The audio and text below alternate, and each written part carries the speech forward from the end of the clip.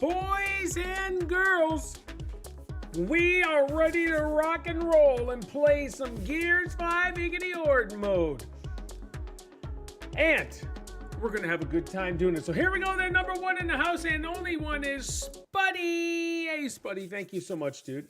And I got a huge shout out to ptmartt. Subscribe to Tier 1. They subscribed for 74 months. Pete, thank you so much. That's incredible. That is awesome. I really appreciate it. Spuddy, how are things going? Ooh, it is chilly in my basement. Let's see here. Hopefully everybody's having an awesome day.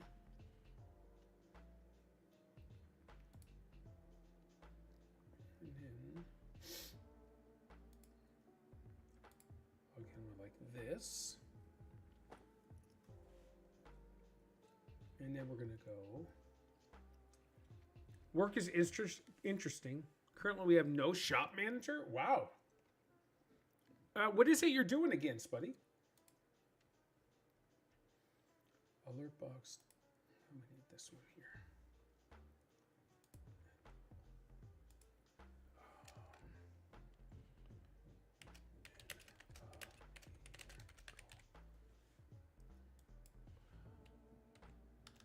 And then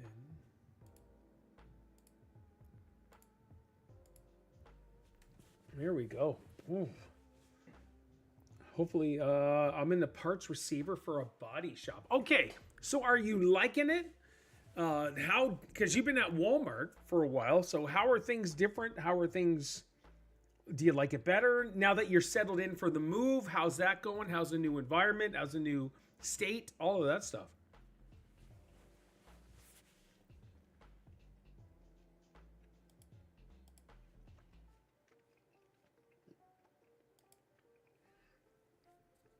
We'll get started here in a bit. James said hit 3:30 my time. I don't know why. Just slacking. Lee is online. It's a nice change. It's like more of an office job. Oh. So I'd assume the pay is better?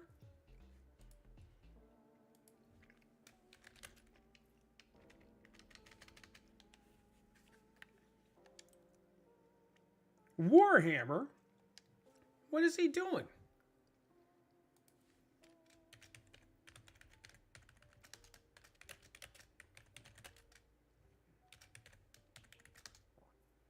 What is Lee doing? Also, Georgia fall has been way better than Pennsylvania fall. In which way?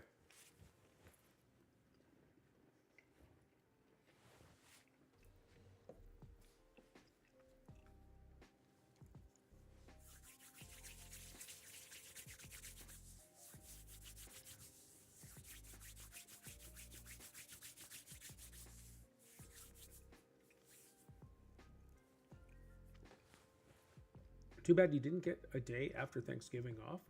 Would have been fun. Yes, would have been fun all to play together. Pete, so good to see you.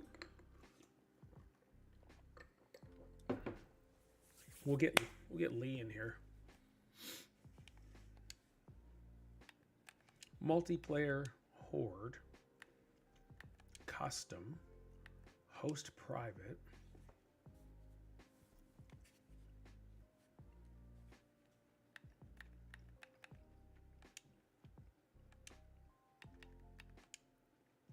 Friggin' Lee Everett. Hopefully everybody's having an awesome day. Hopefully everybody's having an awesome week.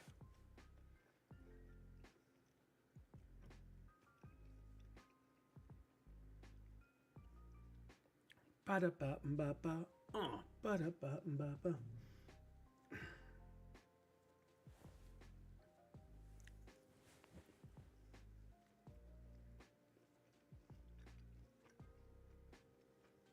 Right now, work is super slow. Ah, okay.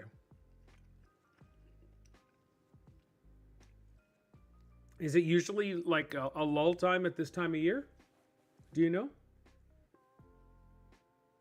Cool.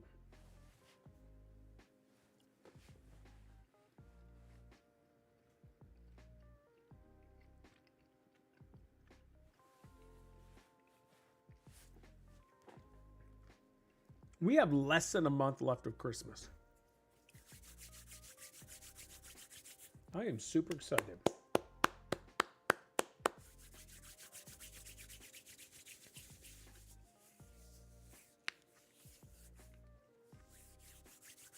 Holiday people are tight with money, yeah.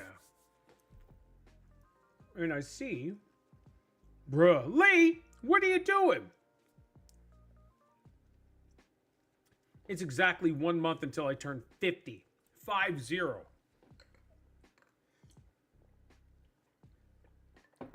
Just crazy.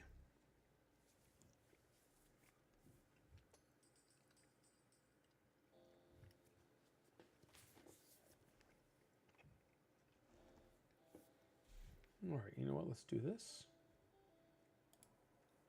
Hello, James. Excellent. James, you can host.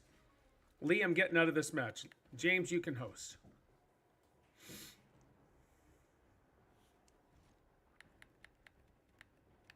Oh, you know how to back. Oh, here we are.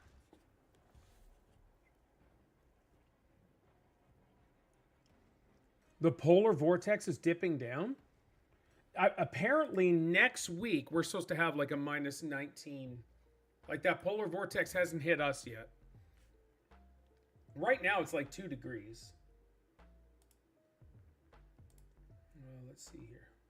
Current. Yeah, okay, sorry. 5 degrees right now. If I do a 7-day outlook.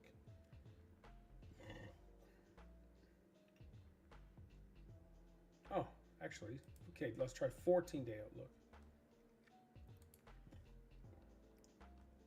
We have, oh, okay, mine, that's why, Steph. This girl, eh? You ask Steph what's the temp, and she'll tell you wind chill. I just want to know normal temperature. So next Friday, we're going to get minus 10 feels like minus 18. Ooh, next Thursday, minus 10 feels like minus 20. So that's exciting. Yeah, whatever. It is what it is.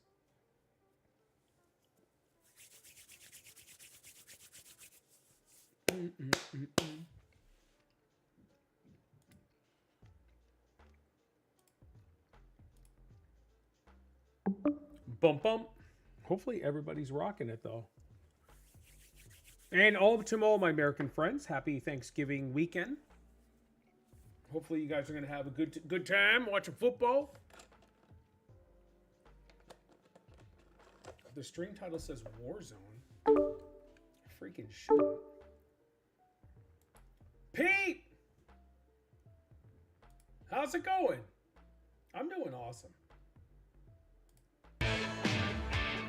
One sec, James is playing freaking blurps. Can't hear anything.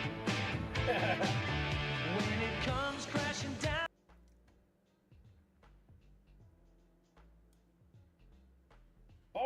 Oh my gosh. So when was the surgery?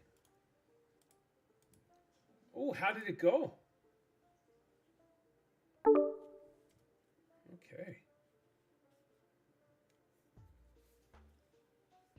That's good. That's really good. Hello, James.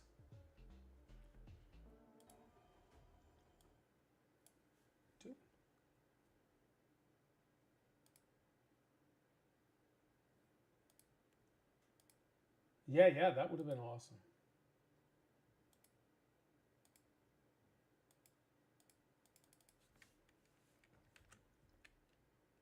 Oh, for freak's sakes.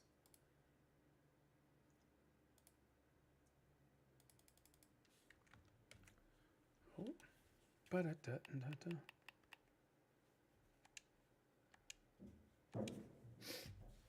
All right. Yeah, I totally forgot to switch Twitch.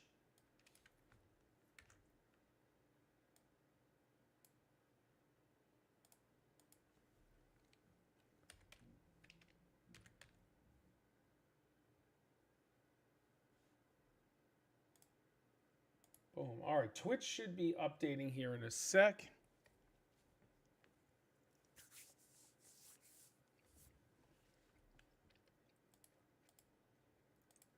Yeah, I've never heard Pete type on the keyboard before. Yeah, I don't know. That's awesome.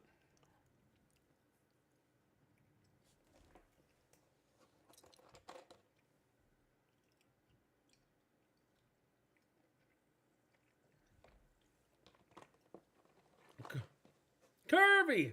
Hi, we're heading out of the store. Wish us luck as we need groceries. Uh-oh.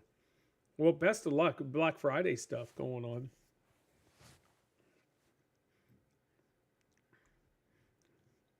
I also like how the sunset much later here because being in the very edge of the Eastern time zone. Okay.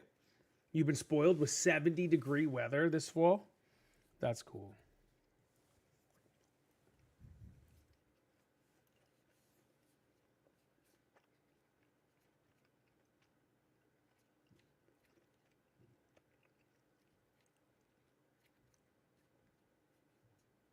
Who for you?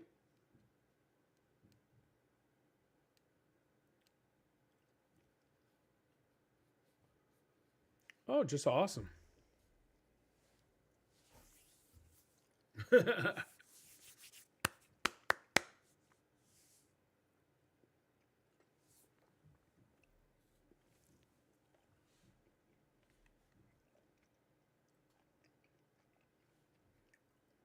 Doing awesome, man. How about you?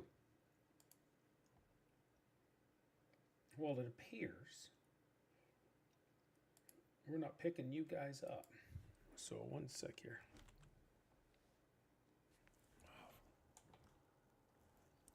Well, I think this is the first stream with the new headset.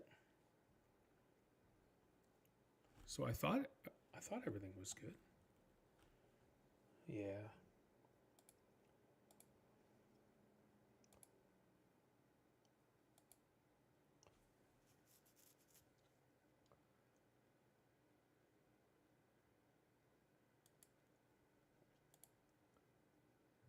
Well, yeah, I can hear you guys. It's just they can't hear.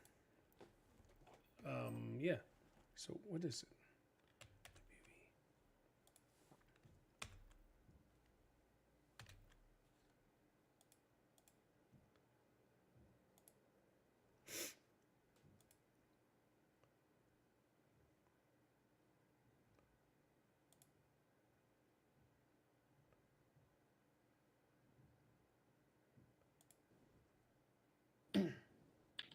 Okay, now I got you. Hey. Okay. Oh, whoa. All right.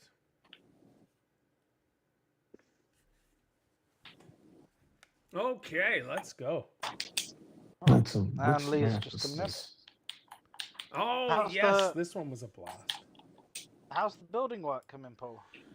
Oh, it's coming. They decide to tell me that I'm 11,000 over budget, which I said to them, I was like, guys, I don't have $11,000, so I don't know what's going to happen here.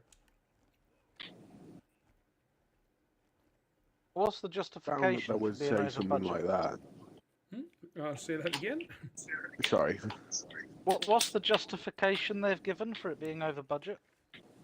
Well, the city has screwed us over big time. They said they've never had issues with the city before. With the permits, they wanted an engineer stamped of approval, and they wanted a crap load of rebar apparently. All worked out to be like an 11,000 extra dollars. So I don't know. We'll figure it out. We'll see what happens and go for like they're still working on everything, so we'll see what happens.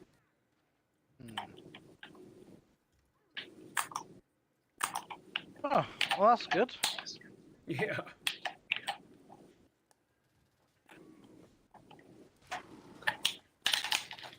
How was Thanksgiving, Pete?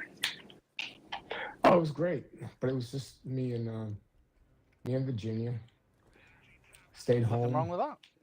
No, nothing wrong. I love that. And Pete's recovering from a surgery. Yeah, I'm a week Yes. out of surgery, so Oh, I took crap. the bandage finally off today. It's pretty nasty looking, but it just feels good not to have something on my neck.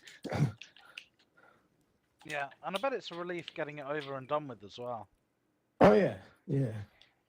I'm only I've been cheating. I've already kind of started working, even though I'm not supposed to work out for the next, because they didn't have to do like level 1 fusion, which makes it a little bit more complicated. Oh, but okay. even with that, I just I need to do something. I can't just sit still. Yeah. I like to think if I was retired, I'd be at the gym all the time. But realistically, I'd probably still be quite lazy.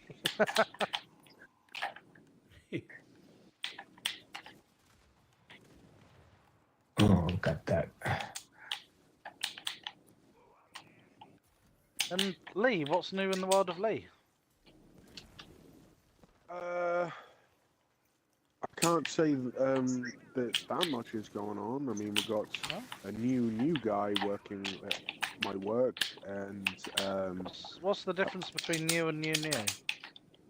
because for the past year we've been trying to get someone in, but there's always been like a hiccup, I guess. So this is like the fourth guy we've had in the past year. But every reason, no, well, fifth guy. But every reason has been a different reason why they haven't stuck around. So hopefully this guy does. Okay, fair enough. Pete, you need a weapons locker? I'm okay, Yeah, thank you. But there's no rush with that. No, I got it right until here. we start getting them up. Okay. Paul, how's the family doing? Everybody's awesome, man. Getting ready for Christmas? It's Yeah. the first on Monday. It certainly is. We're going to do our best. Do you do advent calendars in Canada?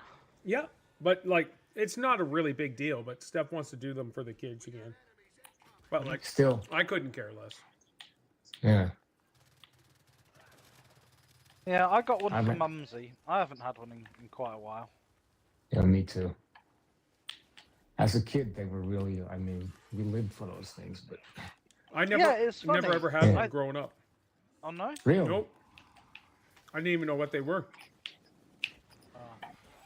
Oh. We never had a lot of money, so Mum would always buy the cheap and nasty ones. And it sounds funny, but sometimes when I eat that cheap and nasty chocolate, I'm reminded of Christmas. Because that's the flavour my mind associates with Christmas. Sure. Yeah, I would cheat and pick the chocolates up like the first day when we got them.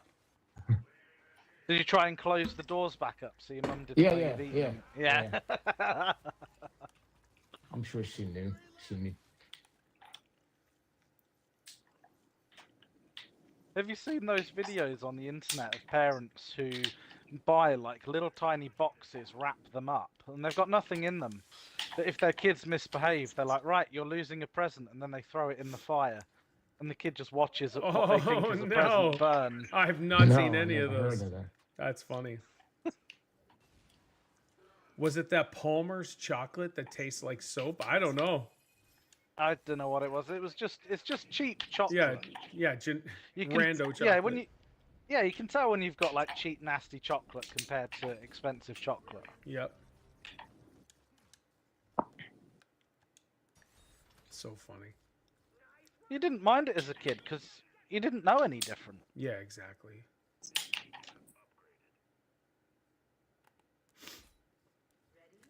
My mum used to say to me, "You'll get what you're given."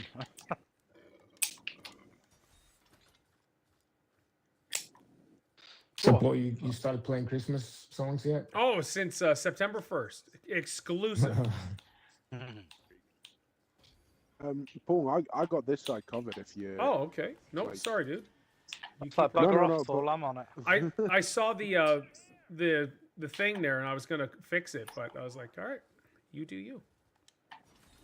But I mean, like, you know, just so you don't have to deal with both sides, I guess. Yeah, no worries, man.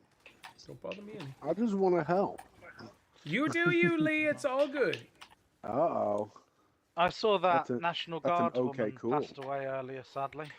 No, it's not. Who passed away? The National Guard woman who got shot. Yeah. 20 years old. Volunteered to do Thanksgiving so other people I can go know, with their bless her. families. Yeah. Oh, wow. So what happened? I don't think I even heard of that. Oh, and an Afghan went to the White House and Yeah. started opening fire on all the National Guard. Oh. Trump's been going In absolutely, DC. yeah, absolutely nuts. Yeah, but You know, it's time. Yeah, we need yeah, to he's saying everyone that came over from the Afghan withdrawal, you know, they need to be re-vetted because I think it was one of them, wasn't it? Yeah, it was, and they weren't. They just let them all in. Yeah, that's crazy. Did you see Trump call that interviewer stupid? Yeah, Literally yeah, just okay. called her stupid. Because basically the Biden administration, when they did that awful withdrawal of Afghanistan, Yeah, right. they were just like, anyone that's worked with us, you're free to come back. You know, no Right. bets, no checks, just come back with us. That's insane. And that's what you get. Yeah. I mean, you know, yeah, that's on Biden. You know, that poor woman who got killed. And the other guy is fighting for his life. He's still in critical. Yeah, he may not make it. I mean, because they are really like headshots. Tomorrow night's, buddy. You know, chest. Yeah, they weren't good. They weren't good. But the stupid reporter was like, "Why are you blaming Biden?" And he's like, "Because he let them all in. Are you stupid?" Yeah. I can't say I blame him though. No. Oh no! I mean, it's a ticking time bomb. You let millions of people unvetted, and you just you don't check their backgrounds and whatever. And even if like, their background turned out to be like crime ridden, they would still like let go. And saying, "Oh, you show up 2 months from now for a hearing." Of course, none of them showed up for their hearings. The thing is, these people would rather be in prison here than go back to their own country. That's the crazy thing. Yep. So for them, it's a win-win.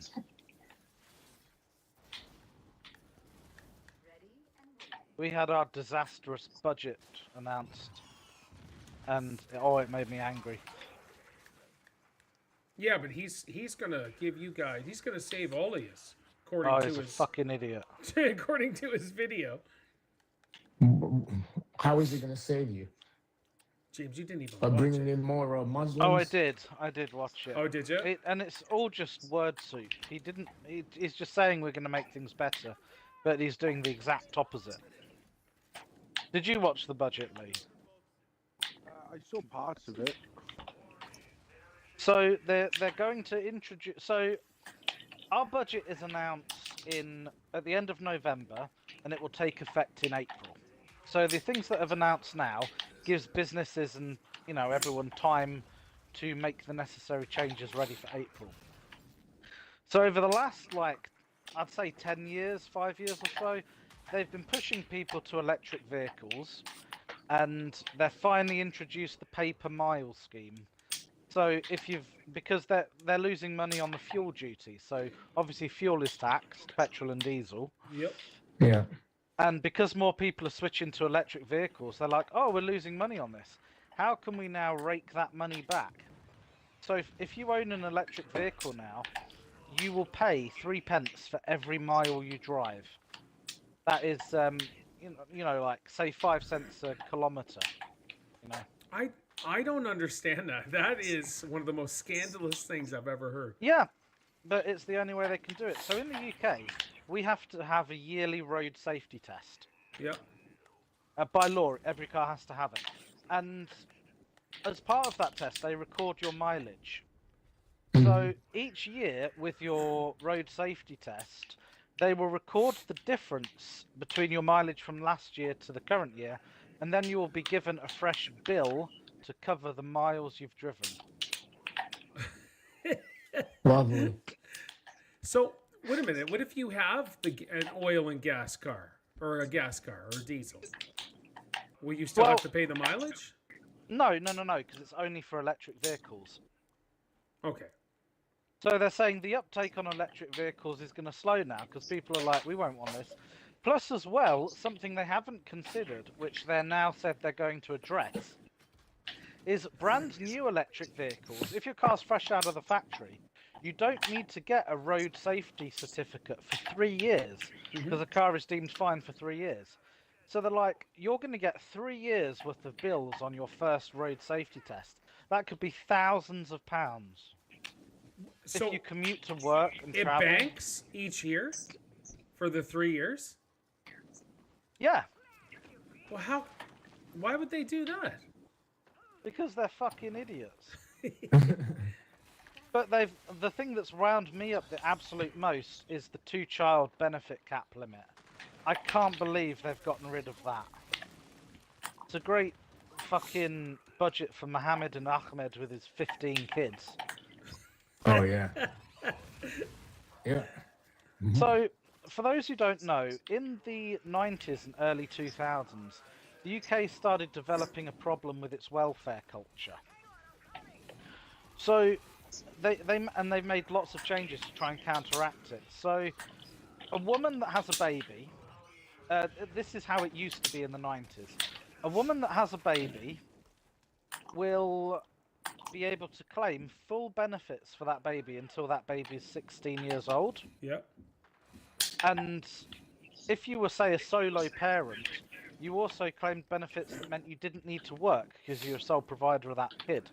So what people were doing were just popping out child after child after child, so they never needed to work. They were just on a constant stream of welfare.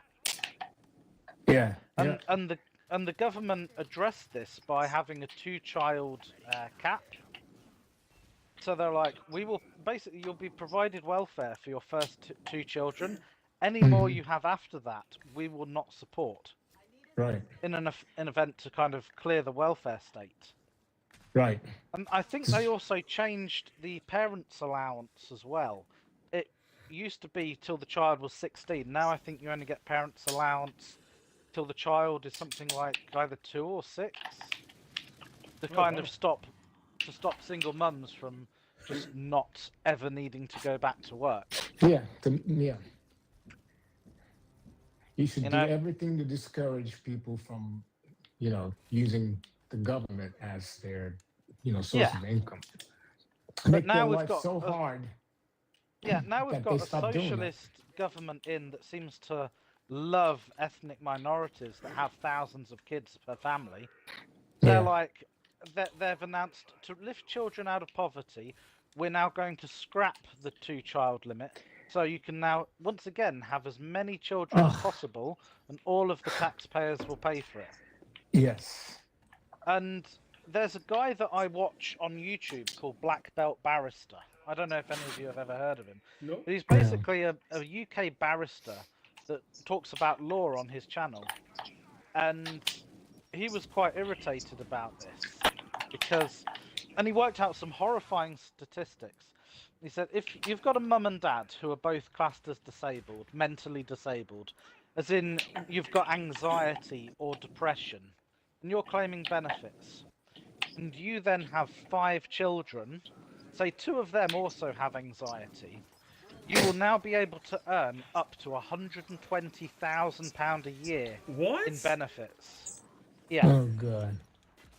Which is more than double my working wage. Or almost double my work. Something like anxiety? Oh my gosh. Yeah, so what would that be in Canadian? Like, I don't know, $180,000? I don't know, man. No, something like a lot of money. Well, shoot, I'm going to the UK crazy. To say I have anxiety, definitely. Yeah. And it's like reintroducing the welfare state. All right. And who's paying for it? Well, they're raising our taxes, yeah.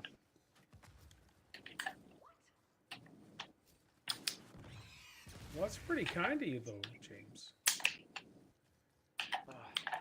And it's the wrong people having kids. Of course, yeah. And I was discussing this with my colleague at work. He's 44 and he doesn't have children, and he's worked since he left school. He's a former policeman, ironically. And he was saying, we're the sorts of people, me and you, like me and my colleague, who should be having children. People with traditional values, who work, who don't sponge, but we're not because we're working. Yeah. But all the people who don't work are just pumping out kids and instilling their ideologies into their kids. So their kids will likely grow up to be scroungers too. Yeah. It's such a vicious cycle, Yeah. Yeah, it really is. And the government is the enabler, you know. Yep. Yeah. But what Black Barrister was saying, and it's a good point, they're like the government are sacrificing one vote to create 5 more. He Yeah. said if you screw over the working man, but there are 5 jobless people who are very happy with you, their votes are going to outweigh you. Yeah. Yeah. What kills me is these people, they come from the shithole countries and they want to turn our countries into back to their Yeah. shithole countries. Yeah.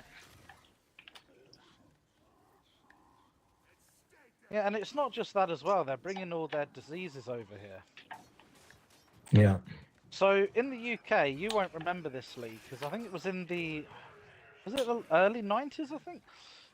We had a big announcement from not the WHO, the UK version, who announced that the UK was tuberculosis free. We eliminated TB from the UK. And now we have a full dedicated TB back. clinic again because it's all been brought over. So diseases that we eradicated in the UK have come back through immigration and migration.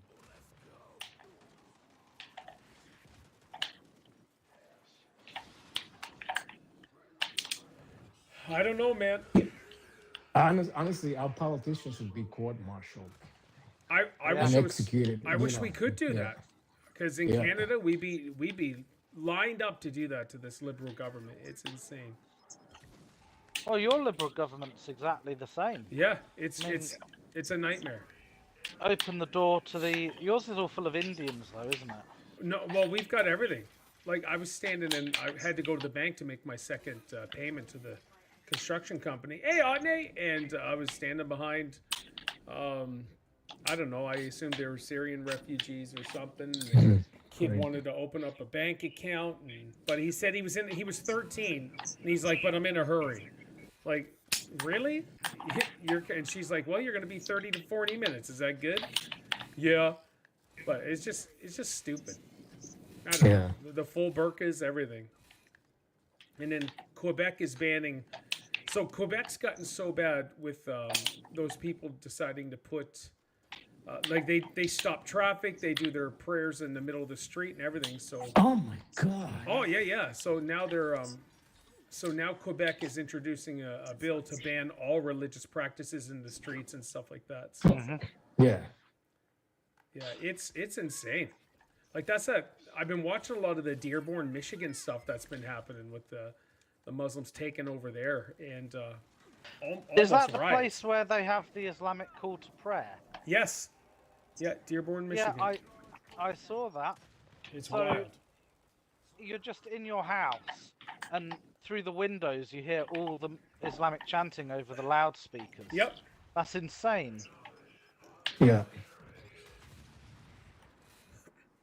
I'll tell you though, like, Canada used to be really loving, accepting, and a lot of us are now getting really angry and not very accepting and not very kind, I guess. Well, you see the end result of that. Exactly. We're seeing it all. Well, have you seen in Germany they've had to cancel a number of the Christmas markets because they can't guarantee people won't be run over by cars.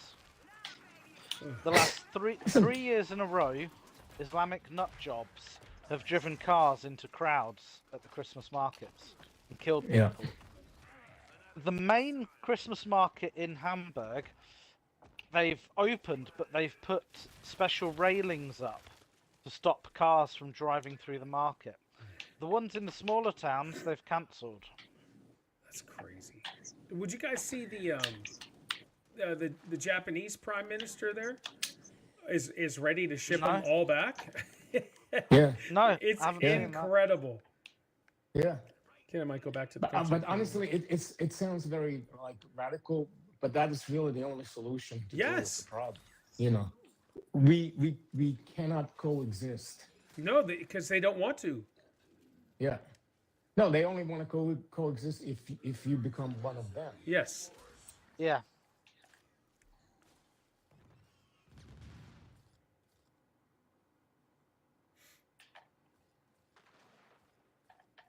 Yeah, I've even myself, and I was saying to Steph, I was like, I almost hate the person I am now. It's just the last 2 years I've really. No, that's not your fault. You know. No, I know. Yeah. It's It's been done to you. Yeah, it's super frustrating. Yeah. You know what the annoying thing is, though? It takes away from all the good people. Like, one of the smartest guys at my workplace, he's from Iran. Yep. And Yeah. he's such a nice guy, fully integrated to our society. He basically knew Iran was a shithole. So he worked his arse off for years studying to get the skills to become a high-skilled worker. Yep. He came over here and got a job at my workplace. And he is such a nice guy, always willing to help out, always there for a call. And I'll be honest, he's smarter than I will ever be. He's so intelligent. They're the sorts of people we want over here. Of course. But they're not the people who are coming here in droves. Yeah. Well, not only that, but they're not the every people... one of him, there's like 200 of the Allah Akbars. Yeah, exactly. Yeah. And I used to be careful with what I say, but I'm getting really sick of it now. Yeah, hey, say what you want. Don't bother me any. I'm with the... What's that? So we also have, I'm sure you've seen this on the news, Lee, in towns like Bradford, where the population is now like 60% them, they have millions spent on child disabilities, because obviously they all marry their first cousins.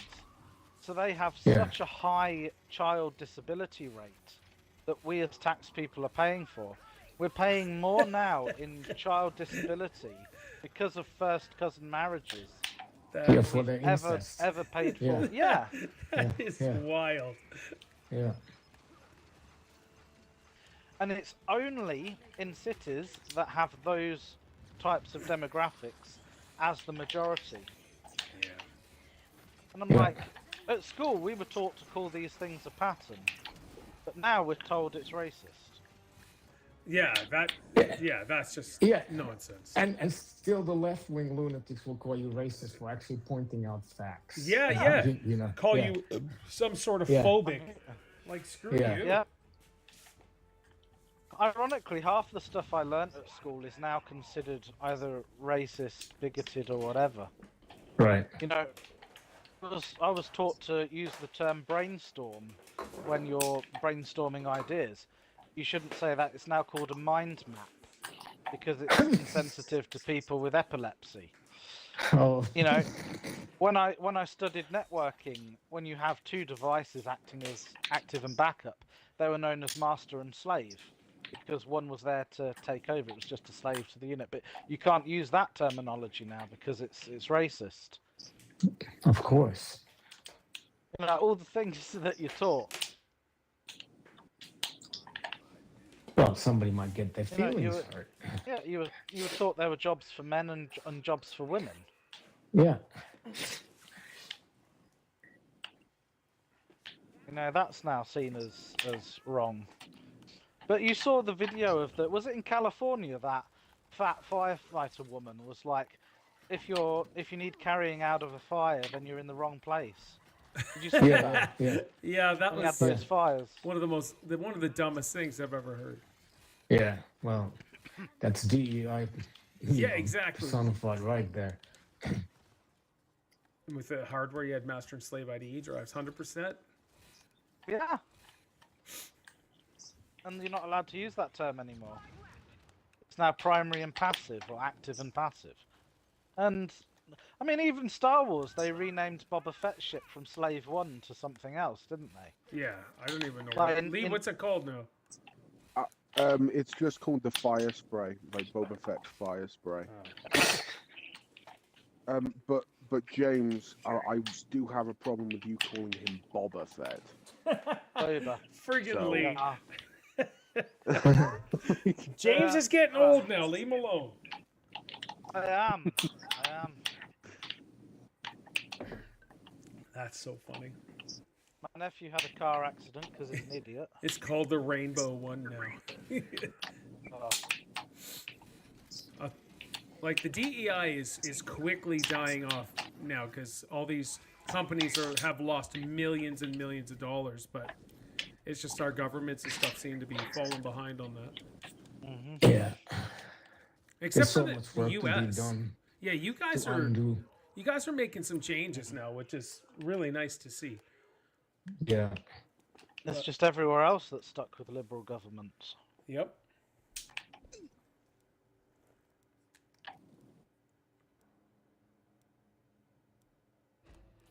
I mean, the two-child thing has pissed me off more than anything. Sure. Why should I be paying for someone else's child? Oh yeah, yeah. That's insanity. I mean, what's the logic behind for them to change it back to like you can have as many kids as you want and we'll support because it? Because it's a liberal government who believe that we should pay for everyone. Mm. That's sickly.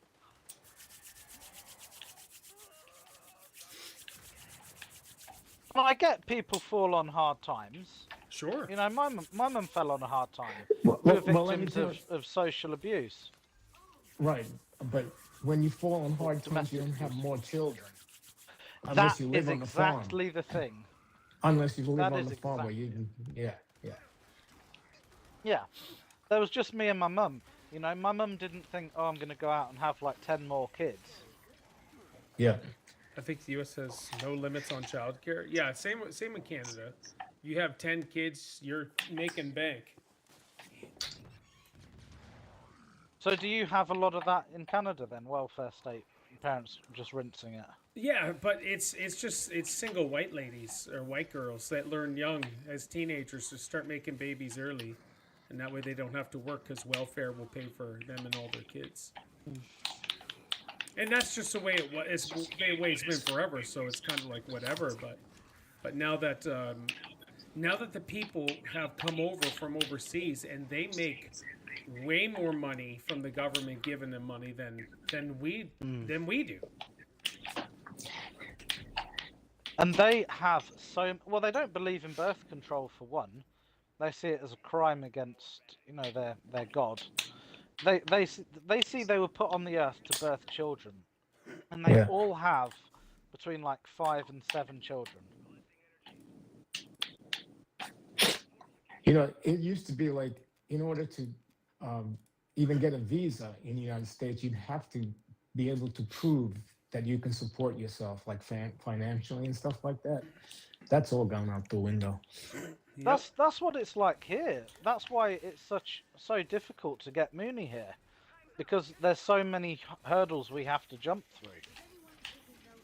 But they don't get rid of the people here illegally. That's the problem.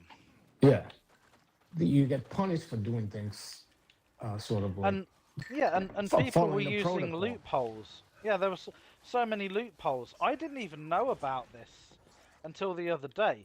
But a student could come over here on a student visa, and then once they've graduated, they get a job, and then they bring their whole family over. Yeah. So that was a big loophole on a student visa. Yeah. And I think that was a loophole they've closed, or they're trying to close. But we're now like 2 generations in, so people who came in here and settled in the late 90s. Right. And now they've had like their 7 children, and their 7 children all having like 5 to 7 children each. It's just claim, claim, claim.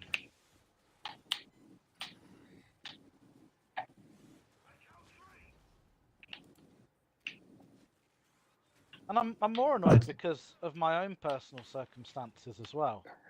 Obviously, my dad, you know, abused us, beat us and that, and then abandoned us when I was 6. And my mum needed social and welfare until, you know, for a couple of years, until she got back on her feet.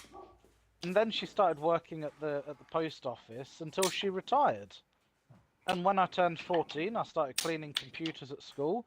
I've worked since I was 14, never claimed a penny off social, and we bloody struggled a lot, you know? And they're getting it so fucking easy. And the crazy thing is, I don't know if you've probably seen, Lee, all of our rich billionaires are leaving the country because of these taxes.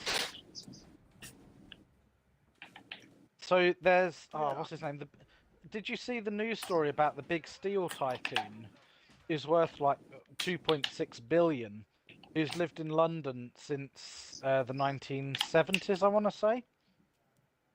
He's now said he's moving to, I think he said Dubai, because he's sick of the taxes now. It's like, now that they've announced, so Labour have announced the mansion tax. So if your house is worth more than 2 million, they're just going to add an additional tax. Oh, you've got a nice house, you now need to pay us X amount a year for it. And that was the final straw to a lot of these people. And see, yeah, I definitely get what you're saying with a lot of the stuff, James, but I don't understand what the solution is when it comes to taxing the rich. You can't tax your way you to can't success. tax them to you can't tax them to death, because that's how you're going to lose all your taxpayers. They're not going to stick around. But the thing is to pay 90% of their income. They have the most money. Yeah, but they take it with them. Then you have 50% of the population that pay no taxes whatsoever. All they do is take. You've also got to remember what they spend as well. So I only know this because of my mate who did security. So he did security for this steel tycoon. He's the one that told me he was leaving.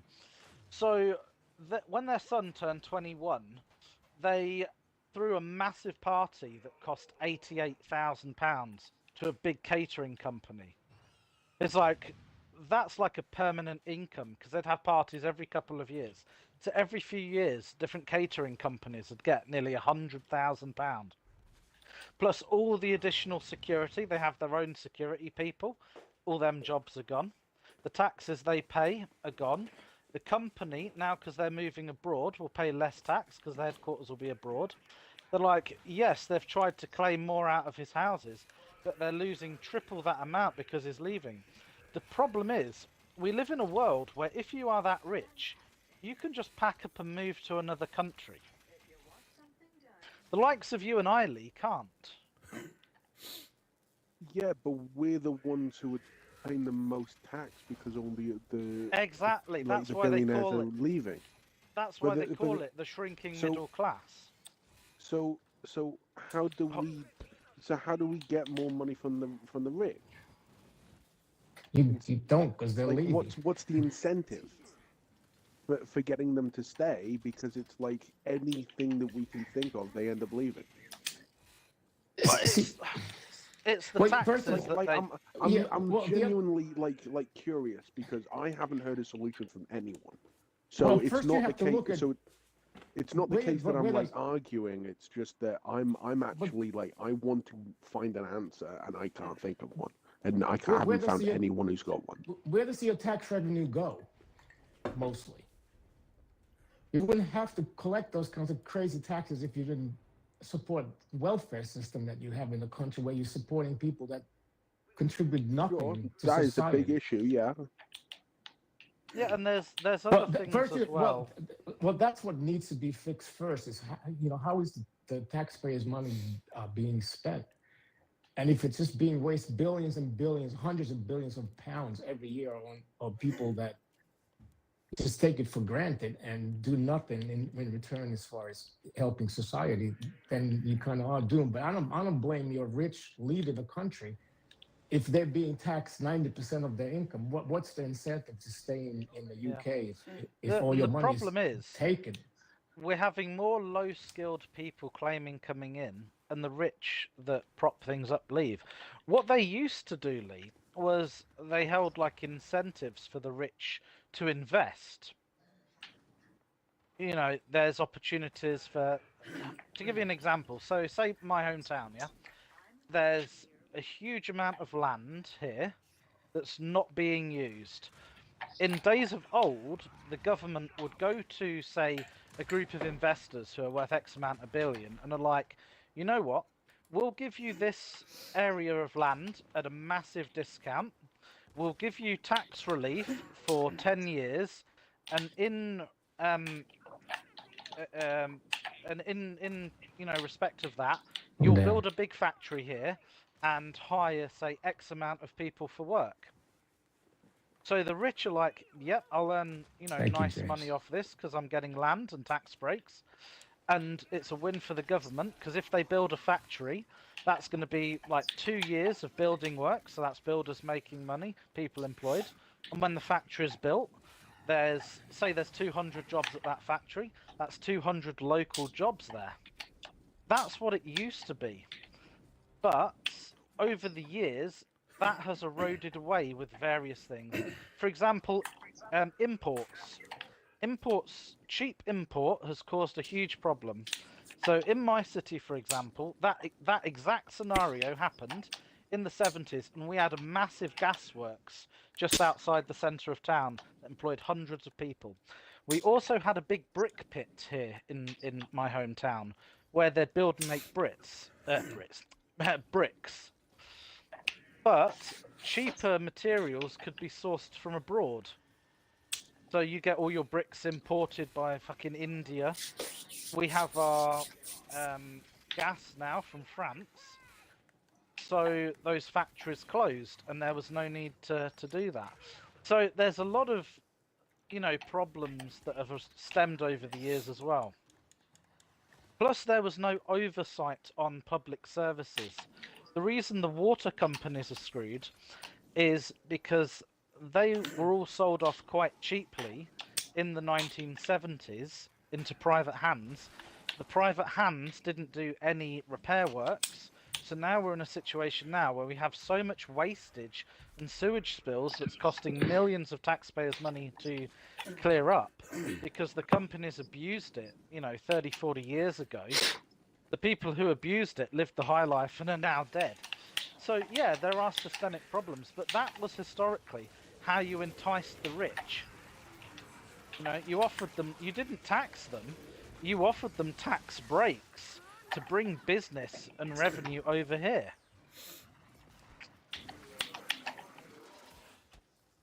If you're a rich guy, Lee, say you're a real rich guy in, I don't know, canned foods, just something really random like canned foods, and you're like, I want to branch out and do this type of canned food. And the government comes to you and goes, I've got a perfect location for you. Here's a big area of land, a huge population here that has quite high unemployment, so there's lots of potential workers. Great transport hub, you can get your lorries in and out. We're going to give you the land at a really good price. We're going to give you tax relief for 5 years, because it will take a few years for that factory to start generating profit. What do you say? That's how you do it, Lee.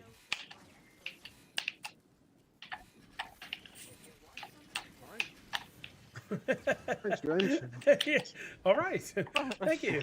I said James for Prime Minister. It's just it was more of like a teachable thing for me, because it's like I don't know, and it's like I haven't heard like a genuine answer to the question. Every time I've asked a question, people have just avoided it and spouted at. Well, I only know how it used to work.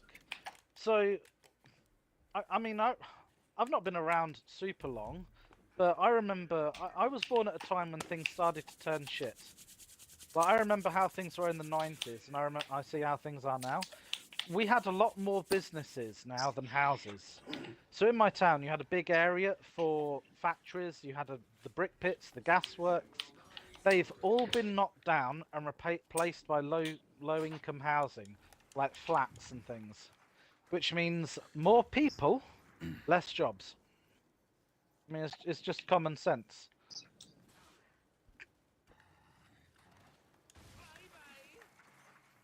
Hello there.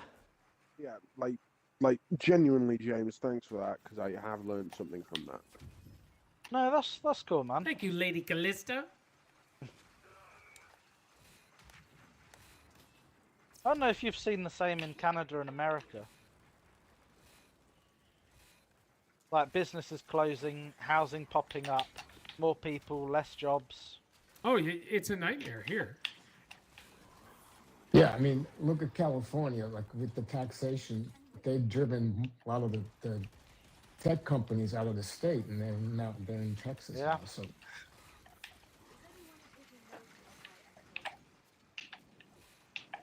The problem is, they can't really fix it now, as far as I'm aware, because imports have made things so cheap. Why set up shop in the UK when you can just set up shop somewhere cheaper and have the goods imported? In China. Yeah, that's why the shipping trade is bigger than it ever was. We've lost all of our fishing rights to the European Union, so the most deprived areas of the city are the coastal towns who used to have all the fisheries.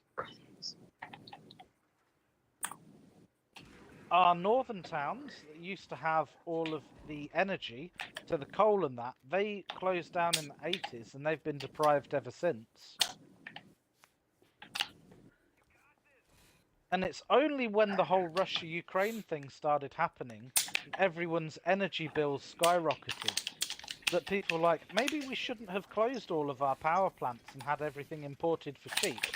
Because when things are unstable on the global stage, all our prices go up. Nobody pays attention to South Africa, though. Karate chick, I'm just saying. Karate. What's scary is when Mooney was over here, she was like, you're going the way that we went 10 years ago. Crazy. Yeah. Yeah. Yeah, it's scary. Our capital city crime is out of control, and they're just in denial. Yeah, because actually pointing out who's committing the crime would be racist. Yeah, exactly. Yeah. I heard the U.S. nuclear is starting to get more looked into. Sure.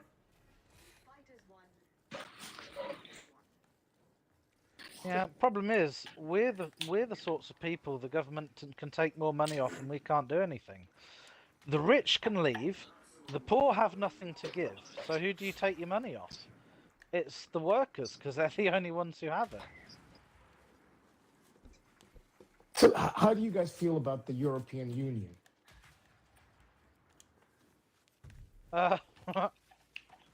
Because the more I read about it, to me, the downhill started when the whole EU thing formed back in the yeah, we call it 90s? Brexit. Well, when we, oh, you mean no, just in general and in Europe. The open Basically, border policy, Europe, destroying cultures of every country, by just taking everybody and anybody. So basically, Europe had a mandate of, we want to lift every person in the world out of poverty. We want to have multiculturalism, and we want to kind of spread our philosophies. Well, you just answered my question. So the main reason that Brexit was voted for was for immigration. Mm-hmm. Because as part of the European Union, you had what's known as freedom to travel. Meaning you didn't need to apply for visas, you didn't need to, go through loads of hoops like I'm doing to get Mooney here. If I suddenly wanted to go and work in France, I just need to fill out a few forms, pay for a place in France, and I could go and work there. Yeah. Now, and that's the thing a good is, idea. obviously, the UK didn't adopt the euro.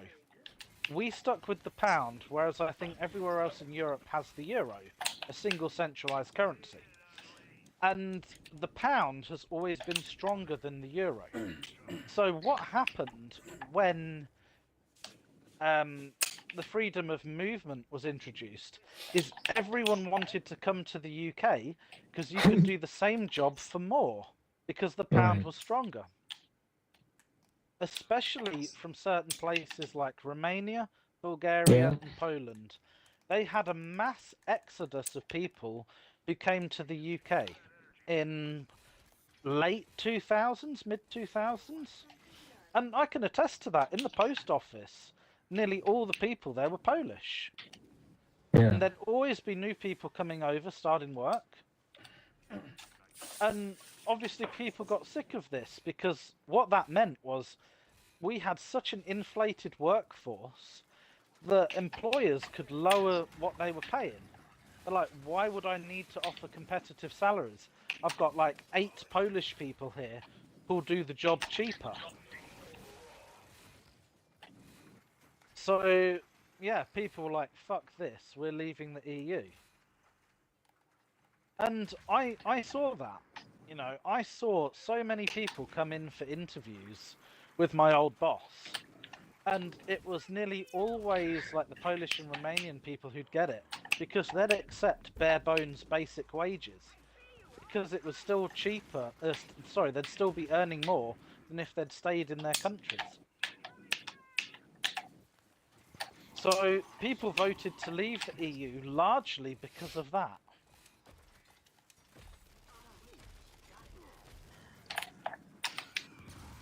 Plus, as well, the European Court of Human Rights, people were getting sick of that.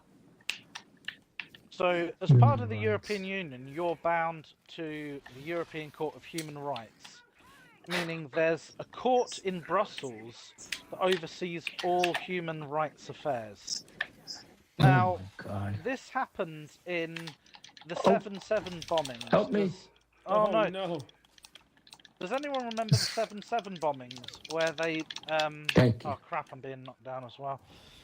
Where they blew up a load of buses in London. Yeah. Oh yeah. Now, the people behind that, obviously they were killed in their own explosions, but people associated with that couldn't be deported because they claimed European Court of Human Rights. I got it, Lee. Don't worry about it. And I don't know what it is. Thanks, I think man. it's Article 14 of the European Court of Human Rights states that you're entitled to have a family and safety. And if you deport these people, it takes away their rights. Oh God. What about the rights of the people who got blown up on those buses? Yep. They don't have any don't rights, count. I guess. Yeah.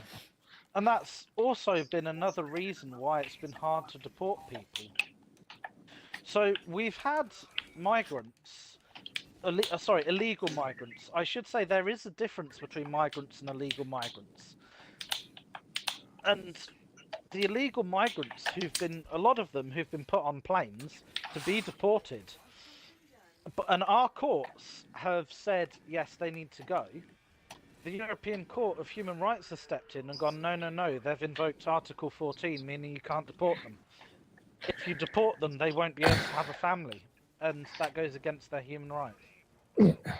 See, that's my problem with the European Union. When, like, their laws sort of supersedes your own laws, and the things you can't do. It is, and that's why people voted to leave, because the rules, are problematic.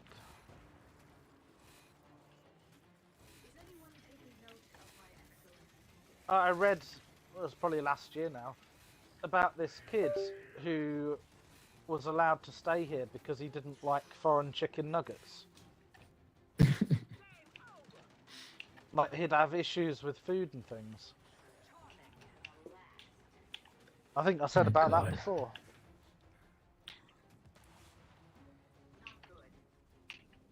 The thing is as well, a lot of the rules around things were put in place after the Second World War, when the world was in a really different spot. And the rules we've got now, I feel, across the board, not just with migration and that, don't apply to the modern world. Yeah, they're no longer applicable to the current situation. I mean, after the Second World War, business boomed, people were way more sensible, and people remembered the horrors of war and things, so they were like, we all need to get along. We all need to make sure this never happens again. Yeah, plus countries back then still had cultural identity. Yeah, and dignity. Yeah. I mean, you just look at videos in the early 1970s of Iran, back when it was just Iran, and then the Islamic uprising happened in the late 70s. I want to say 78, but I might be wrong. It might have been a bit earlier. When that happened, you look at Iran now. They have the morality police who beat girls to death for not wearing the burqa. Yeah. And you look at how Iran was in the 70s. I mean, look at Zimbabwe. I've seen old videos of Zimbabwe in the 60s, and it was a booming economy. It was the biggest economy in the African continent at the time. And then they kicked out all the white people, murdered the white farmers. Robert Mugabe took over, and now it's like it's a typical third world slum. Mm-hmm. But you can't say that either because that's racist as well. No, but it's true. Yeah. We're moving to a world. Sorry, this whole stream has just turned into a me moaning match. This is like James Mucklin making a run for political office. You know, I love this. Is what I'm saying right and making sense, or am I just being an English? No. Actually, yeah, most of it makes perfect sense. Welcome to Pharaoh TV. No, it's good. It's actually, I think it's good for you to be able to vent a little. Yeah, it don't bother me whatsoever. It's you know, I mean, all of us are frustrated with a lot of the things that are going on in the world, but seems to be particularly bad in the UK right now. It is. So before Mooney went back, I took her to visit my colleague who'd had a baby, and he lives in a town just outside of where I live, and you have to go, and there's only really one main road to get there, and that road is in the worst condition. It's got like rivers on either side, and the road has kind of collapsed on the side. It's horrendous, and there've been so many accidents on it, and they're not repairing it. Like, I understand the need for tax. You've got to support things. And if I saw a benefit to it, I wouldn't mind. I'd be like, yeah, that's fine. You know, it's easy to get a doctor's appointment. The roads are nice. Did you know in my town around 2012 time, I don't know the exact year, they tested turning off the street lights to see how much money it would save them, to see if they could get away with not having our street lights turned on all night. Okay. So, like, they'd only turn on the lights, like, at junctions and things. You wouldn't have lights all the way down the street. They literally tested that as a way of saving money. Like, what are our taxes paying for?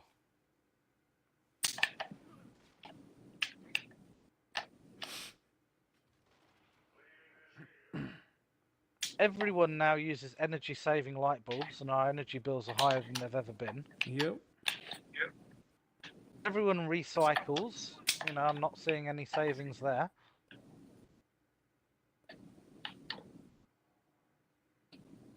The only thing they've done now is measurements anyway in terms of like you know that's not the real problem when it comes to global warming, if you will. You know, but we're doing all this stuff. Yeah. And our bills are higher than they've ever been. Yeah, of course. But I'm saying, like, it's one thing you say, oh, you know, the benefit from it is so huge that it's worth it. But the benefit from all of that stuff is so minuscule that you know, it kills you that you have to pay all this extra money for something that's not really even really helping in the big picture. It's the fact that there's no people oversight. So my town specifically has just been awarded something like a £15 million grant from the government to improve our city's services. And they've announced they're going to build a swimming pool. I'm like, who cares? We already have plenty of swimming pools. What we need is our town centre cleaned up. Yeah. So they've cordoned off a walkway because it's got a massive sinkhole, and it's been cordoned off for 3 years because they haven't had the money to fix it. Rather than improve our services, they're gonna make a swimming pool. Well, yeah. Like, where's the public vote? I've always been a believer of, if a council has been awarded a grant, that the people should decide. There should be a, what do you want to spend your, you know, the money on?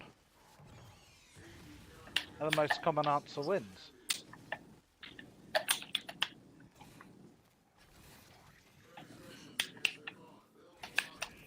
So, Paul, how are you, man?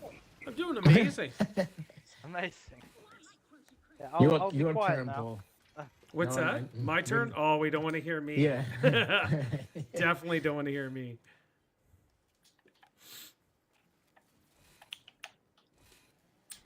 How's Battlefield 6 going? Fantastic. It is so much fun. Nice. Yeah, I just have. And Lee, what are you playing nowadays? I mean, they've done. I mean, I'm not playing that much now at the moment. I'm thinking about doing. What's the GTA that comes after GTA 3? Is it like that Vice City, or is that? Or is it just GTA 4? Like, yeah, I'll probably be doing that next. No, it's the Vice City. It's the one that Yep. takes place in like Miami. It's not called Miami, but it's obviously supposed to be Miami. Yeah. That was a great game, actually. Yeah. And then Great soundtrack. The original soundtrack was phenomenal. Oh yeah, it was all 80s like style music, wasn't it? Yeah, it was great. Push it to the limit. Because I'm just I'm planning to go through. I mean, I'm already kind of on it.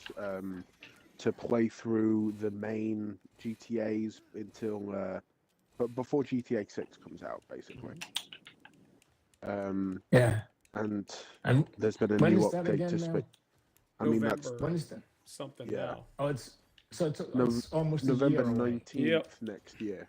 Jeez. It's bull crap.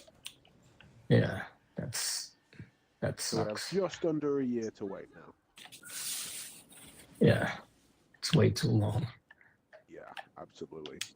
But I'd rather have the game working from the start. Oh, instead sure. of it, Oh, sure. But being the like fact that it half-baked takes thing. now 10 years to actually make a game, I don't know. It just seems mind-boggling to me. I mean, with how long they're taking, you'd assume that it would be on the same sort of level as Red Dead Redemption 2, Yeah. if not greater, with what they're having to cook up. But I remember Red Dead Redemption 2, that one got delayed. I don't know, I forget if it was a year or 6 months at one point. All right. But I mean, I'm again, I don't want a broken game. I want a game that plays perfectly right off the bat. But still, it's frustrating. Yeah, absolutely. Especially now, because nowadays, I hardly buy any games at all. Been looking forward to a new game for a while now, and that's not gonna happen. No. Well, yeah. I mean, I've been buying a lot less stuff recently, so I guess like I'm sort of gearing up to either get like a pre-built gaming PC of some kind. Yeah. But I'd have to do a lot of research into that, or Valve have like released like a trailer for a thing called their Steam machine, which is basically like a console but built to be like a PC. Yeah. But so if the price is good on that, that could be a real contender. Yeah. Because I'm sort of stepping away from the console itself in terms of like Xbox and PlayStation. Yeah. The modifications that they can do like on PC games, some of that is just mind-bogglingly, yeah, it's magnificent what they can do. Yeah. It's a big selling point. Oh yeah. And I've thought about that as well, but I don't know. I'm just so comfortable playing my consoles, so I haven't really made that leap yet. But it's definitely something that I'm currently considering. Because I was initially interested in getting the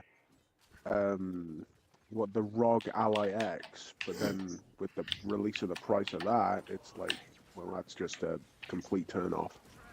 I think the Steam machine that's going to be priced around the same though. They're saying mid-level PC. Sure, but it's like there's a big difference between like 100%. console handheld and like an actual, basically a PC. Yeah, fully agree. So what is that Steam station exactly? Like I'm not really familiar with it. So What is it exactly? Yeah, you can play all your Steam games, your Steam library, and all the games that are on there on it. Basically, it's basically a mid-level PC. Okay. Tied up into a small little cube. And Right. it just blew everybody away because Valve is just killing it right now, and so that's going to be the next. And so it's basically a console though, and so it's got its own little controller. No, not yet, not till early next year. So we're all just waiting on the price, but yeah, it's just fantastic. I seriously need to look into that. Yeah. It's just the way the Xbox is going. They're going to be way more expensive next year or next console. Yeah.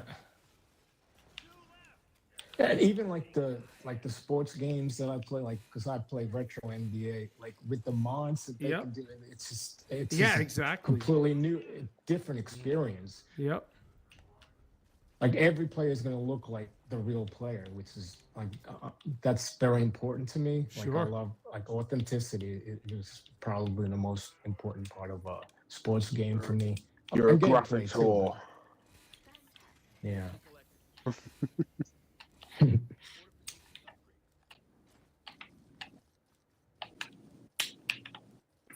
All right.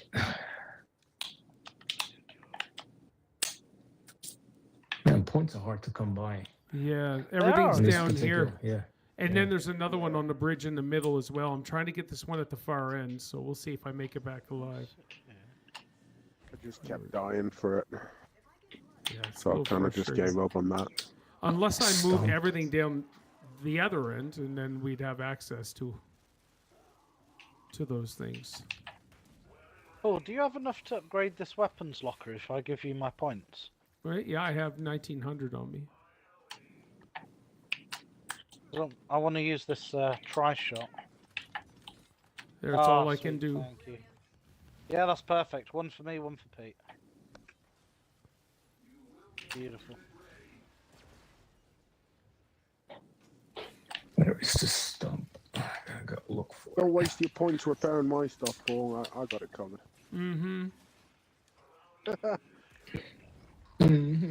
He says unconvincingly. Yep.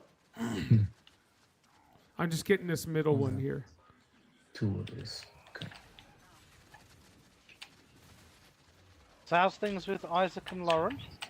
Yeah, they're great, man. It's just young love. Are they spending a lot of time together, or is it still like weekends only? Yeah, it's pretty like all day at school, then the weekends. Yeah, it is cold in here, Mooney. I've got my space heater blowing on me too. I am in shorts and the sandals as well too, but still. Some things never change. No. Yeah. You on call this week, Paul? No, call, sir. Paul? No, sir. Got done this morning.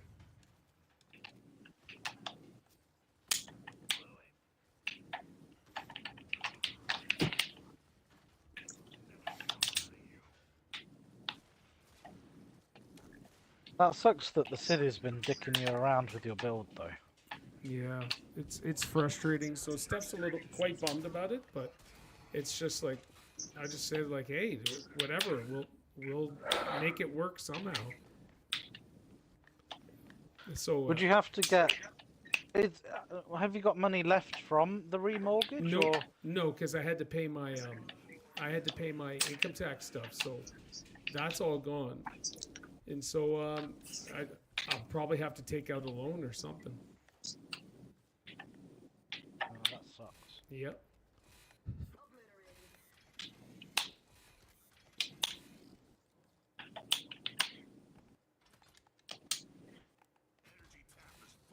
Energy tap is full.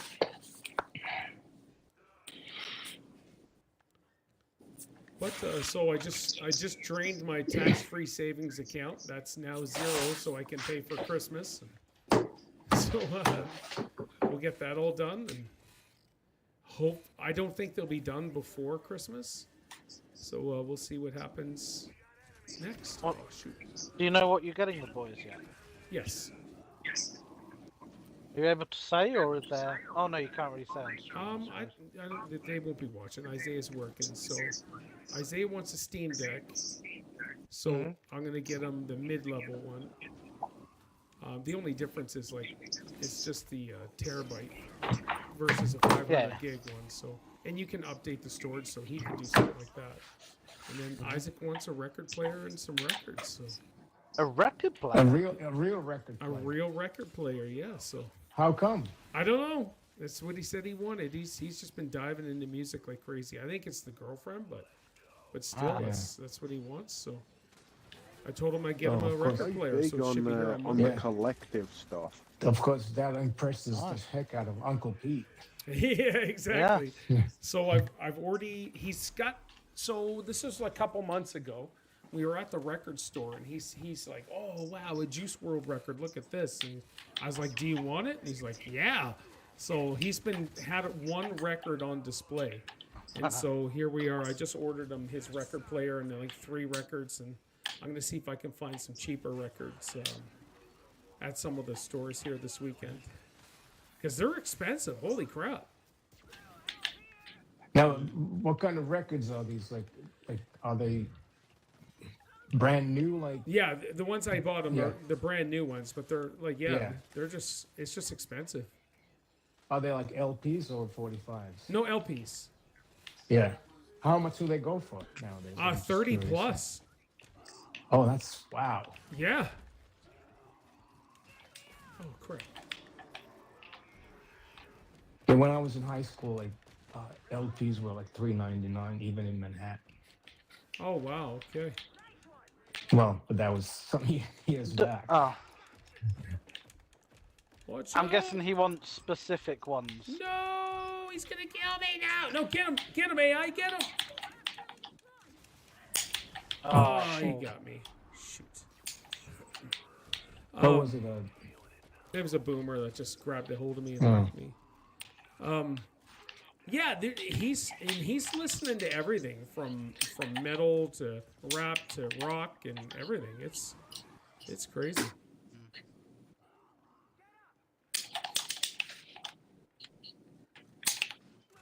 He's very into collecting things, it would seem. Well, we'll see. Fuck. Well, it's like for a time he was doing it with like Warhammer stuff. Yeah, he hasn't touched that in a while. Oh no, fucking no, James! Got you. Oh, you just missed. Dude almost had I me. saved Pete in the nick of time there. Yeah, you did. That same I boomer heard who Pete killed tapping. you. Yeah, I heard you almost tapping like killed us. crazy to crawl away from me. Yeah. Yay, I'm back. Oh, shoot. Now I Step gotta- back. I accidentally upgraded this weapon lock. That's really annoying.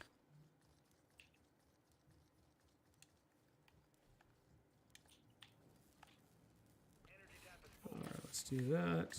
Let's... The try shop. No. I ain't afraid no ghost.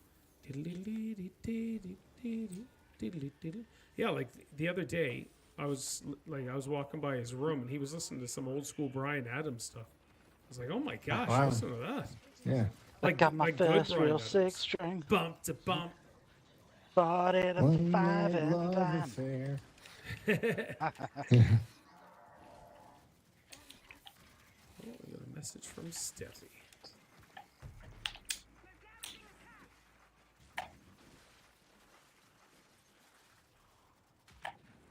She's still enjoying the job?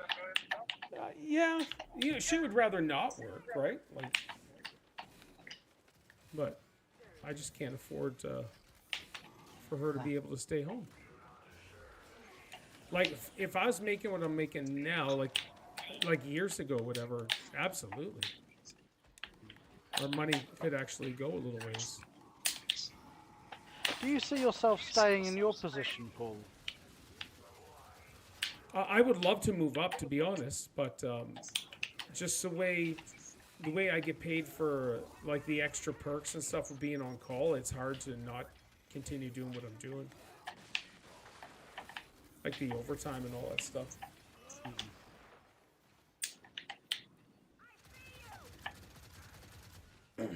Could you get promoted, or is it really only through retirement of other people? Well, I'd have to move to a different position because there's nowhere to go with my current position. So you can't go up the. I assume the only place up from your position would be team leader of your team. They don't even have team leads. It would be a management position.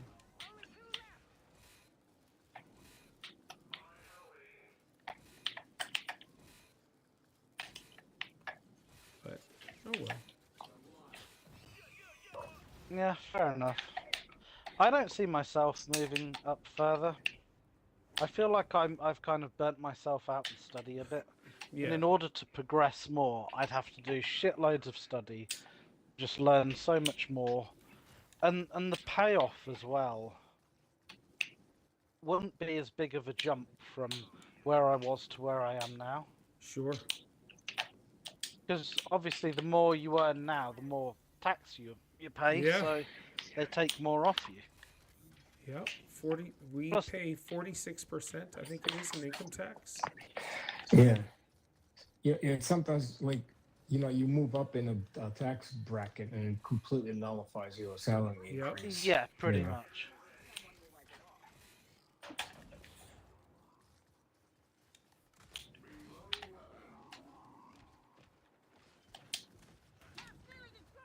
Bloody boom shots. Yep.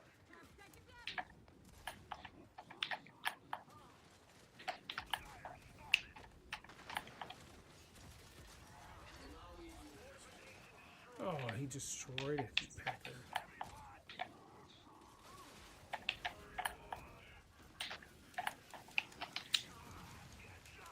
Wasted on that guy. I was dead anyway. So Lee, I just wanted to point out, like, you have all of your barriers and stuff in front of the entranceway that they can come. Like, they can run down here, just as a heads up. All right, Paul. Thanks. Yeah, no worries, dude. All right, Paul. Okay, cool. No, it's all right, Paul. All right, Paul. Are you there, Lee? Lee? Yeah, I was actually replying back and I was on mute, so I was an idiot. Ah. Oh, no, it's all good, dude. No, I didn't know they actually came down that way. I wasn't seeing anyone come down that way, so that's Thank you. totally my mistake. No, don't worry about it. It's all good. Let me know if you need help. Thanks for that. Hey, it's why they pay So me the big bucks. Pete, how screwed is New York now you got that dammy idiot? Pretty much done deal, you know. He's gonna get rid of a lot of the police. Criminals will not be held accountable for serious crimes that they commit, and a lot of people are gonna move, including the rich. He's planning to tax the rich, but he really can't do that without the approval of the state, and the state has already told him that, you know, he can't do that. So we'll see how far that's going to go. Yeah, terrible. But they only really have themselves to blame, because if you look at the voter turnout, you know, so many people just sit out these elections and just sit on their asses and, you know, let things happen to them, and they do nothing about it. So you really only have yourselves to blame, in my opinion. Yeah. I mean, really, if you don't vote, you can't really complain. I said that to my mate when he was moaning about Labour. I'm like, you remember when you're like, I'm not going to vote, there's no point. This is the result of that decision. Yeah, that's right. And I was trying to explain as well, because he was like, oh, my vote doesn't make a difference. And I'm like, if enough people vote for another party, even if they don't get in, it forces the party that does get in to change trajectory. Right. Because they're like, we had so many people vote for another party, you know, it's the pressure to have to kind of appease those people. Yeah, it's mind-boggling to me nowadays to, you know, hear these people that say, you know, I'm not gonna vote. Yeah. And then the same people that are complaining about, you know, how their lives are being destroyed and ruined. And I mean, Yeah. what kind of convoluted thinking is that? You know what I mean? And you say, Yeah, well, I my agree. vote doesn't really, and then you see, like, you know, tens of millions of people didn't even vote who could have voted. Yeah. And of course, that would have made a huge difference. Yeah, it really would have. So, our like right-wing party over here is a new one called Reform, and I don't really like the Reform Party, but I'm voting for them because Right. the fact that loads of people are voting for them is the only reason our current party have made certain changes to try and appease people who voted for them. Well, if I lived in UK, I would vote for whatever party is serious about like doing something about the immigration issues that we have in the country. That would be my Yeah, number they, one they priority. all say they've got a plan. The annoying thing is, and I'm much more passionate about this since obviously being with Mooney, but they seem to be making it more difficult and punishing legal migration Yep. and doing nothing about illegal migration.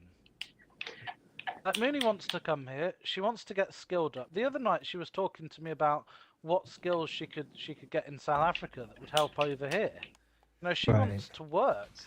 She wants to pay her way. And they've made that so difficult. But that's the kind of immigrant you want, you know. Yeah, Not but the kind that, you know, is leeching off the government and you hates should your see country. them in Calais in France. So Calais is a port town in France where they all go and live in like shanty towns because it's the closest point from France to the UK. So that's where they launch their boats to come over. And they were all interviewed, and they were like, yeah, I come to the UK, I want house. I want house. Oh, it's such a frustrating video. Houses cost money. They don't care, they just want house. Yeah, I get free, once I'm Yeah. over, I bring family over. Yeah. You know, I have 2 children waiting for me to come over, get settled, so I can bring them. Yeah, And that's not me exaggerating, you can Google that and watch that whole interview. Yeah.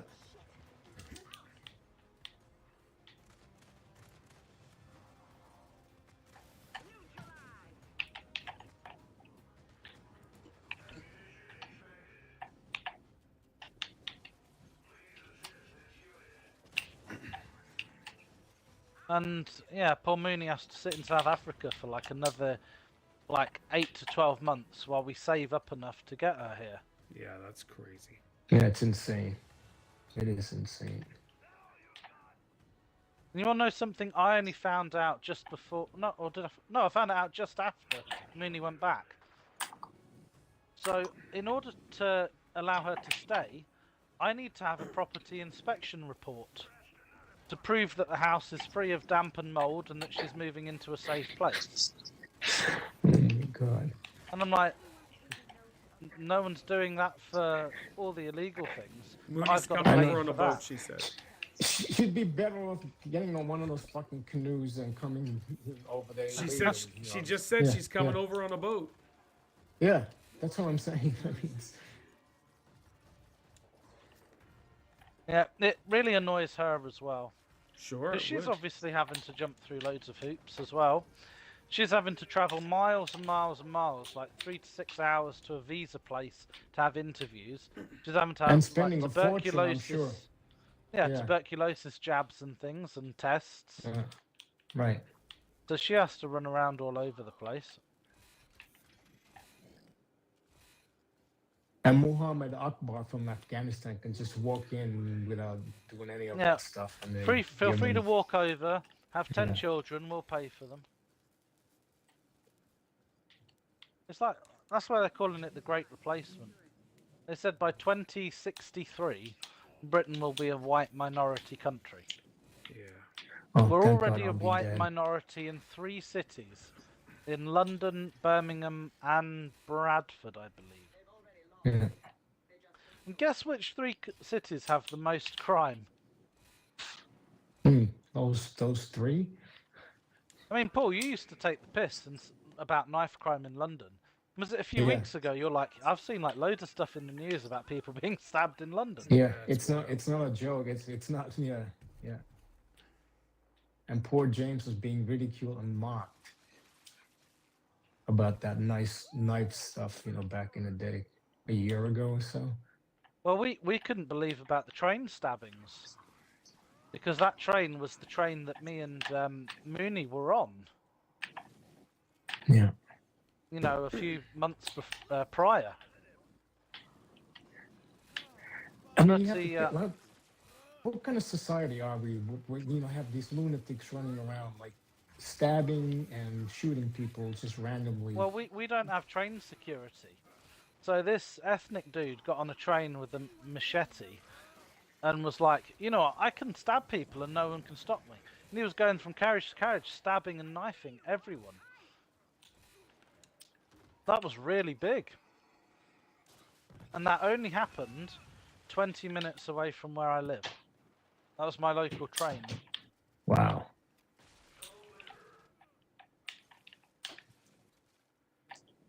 Like, see where I live, there are so many citizens that carry. He would have been shot immediately when he started doing that shit. Yeah. Yeah, obviously we can't have that. Yeah, I know. We're not really allowed to carry any defensive weapons.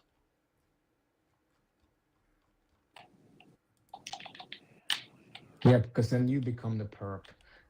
Yeah. As opposed to the person who's actually trying to harm you. It's just so convoluted. It's so backwards. It's so wrong.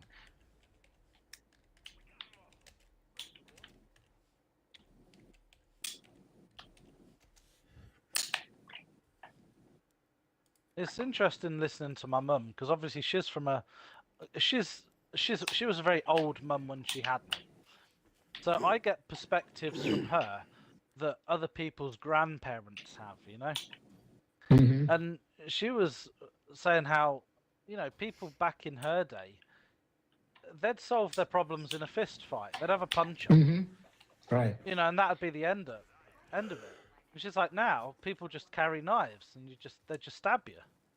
Yeah, but they don't even stab the people that they have arguments with. They just stab people randomly because. Yeah, because I don't like you. I can do this. Yeah. Well, I don't like your culture. I don't like your religion, but whatever the stupid reason may be. Well, it's in America as well. Who was that black guy who stabbed the poor girl on the bus because she was white? There's so many. I mean, there was a guy that was on the train there that set somebody on fire, set a woman on fire, and he had been in and out of the court system for like dozens of times. So he should have been locked away for life a long time ago, but because it's Chicago, and they have very liberal take on how criminals should be treated. He was out on the street. And it was just a matter of time before he did something like that. And, I think the lady he survived, but, being a burnt victim like that, I mean, that's so horrible. I mean, just imagine somebody sets you on fire on the train. I mean, it's just, the thought of it is just, so brutal. I got third-degree burns on my leg, and it's one of the most painful experiences I ever had. So it was stupid of me, but I was testing out a flint and steel. For those who don't know what a flint and steel is, it's basically a military fire starter, and I was curious to see how it worked. So I went out to the garden and put a wad of cotton wool down, and I was in shorts. It was a summer day, and I struck the flint and steel. And the ball of cotton wool went up in a big flame, and the wind blew it on my legs. And my God, it's for anyone who's been on fire, it's such a weird sensation. Oh yeah. It burns to the point where it almost feels cold. That's how I can only describe it. But yeah, my left leg was a bit of a state. It's like, yeah, it's a really weird sensation. Well, that's why they usually put those people like, you know, they're what do they call induced coma, or whatever they call it. Yeah, because of the pain. Yeah, I mean, because I of the only felt pain, it yeah. on like one tiny spot on my leg, but Yeah. to imagine that pain replicated across my whole body. Well, think about like 80% of your body is and the worst kinds of burns that you can imagine. And even if you survive that, your skin's gonna you're gonna look and obviously your clothes deformed for the melt rest to of you your as life. well. Yeah. Your cells are fucked. Your hairs don't grow back. Obviously for a man, Yeah.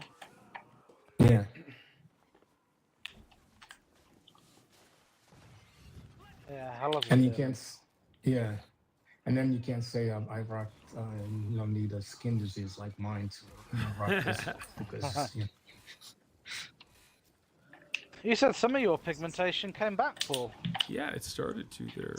A couple years ago, it looked like. Just judging by the pictures on my hands, Have you also completely given up with the jaw now? Oh yeah, there's nothing that can be done or will be done. I mean, have they said so, or Yep. just your own? Yeah. Basically, they don't know why I have it. And I'm POL, basically. POL? Poop out of luck. Oh. Oh, just like Where are Battlefield. these big healing mammoth everybody. jammers? I don't think COD's doing too well. It really isn't. After the shit that Microsoft have pulled, I kind of want it to fail a little bit. Yeah, me too. But like, I want it for the betterment of the game for going forward. Because Call of Duty is a great series. It's just they just treat the fans like garbage and they put out the same poop over and over and over. So, and this one's really bad.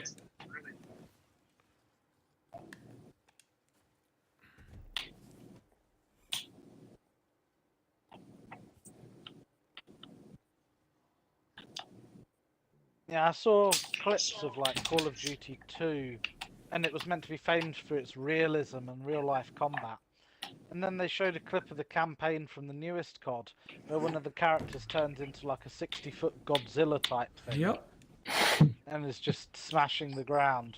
Yeah, it's dumb. And then you throw this massive machete. You call in an airstrike, and it's a massive machete. Stupid. Has anyone played Fortnite lately? No. No. Yeah, I mean, I haven't touched that game in a couple of years now, I think. Well, they did advertise the Simpsons DLC. Yeah. Right? Yeah. And I have no desire, I'm so over Fortnite. Yeah, me Yeah, too. same. Paul got to #1 in his house, and that's all he needs. That's it, yeah. Yeah. But it was fun back in the day. Yeah, it certainly was. Even though I always sucked at that game for some reason. I never really learned how to play that game right. Oh. Yeah, Fortnite and Friday the 13th were like golden days. Yeah. He just had fun. Yeah.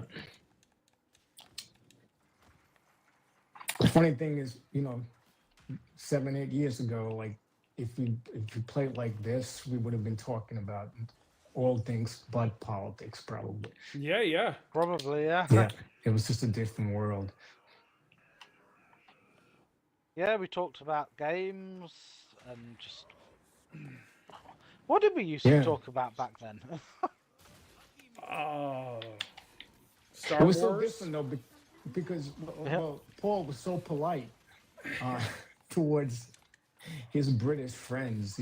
There was no teasing. I still am. What do you mean it was? Come on. Come on. I am Exhibit A. You're full of crap. Yeah, Loyal Lee. Yeah. Loyal Lee. Yeah, Loyal Lee didn't play with his back Pharaoh then, though, but coins. yeah. No, Awesome no, Pharaoh. Lee didn't. Yeah, Lee no. did not. No. Lee, you were maybe like the the last warden of 4 the or channel. 5 years. Yeah. Well, he oversaw the I had chat for 1,000 hours from did. Hotspot. and he was very Plus proud of yeah. his hours. Yeah. Yeah. I think it was me, you, and Pete that had the top 3, and we're the ones playing now with you. So we're still here. Yeah. Yeah, it's awesome.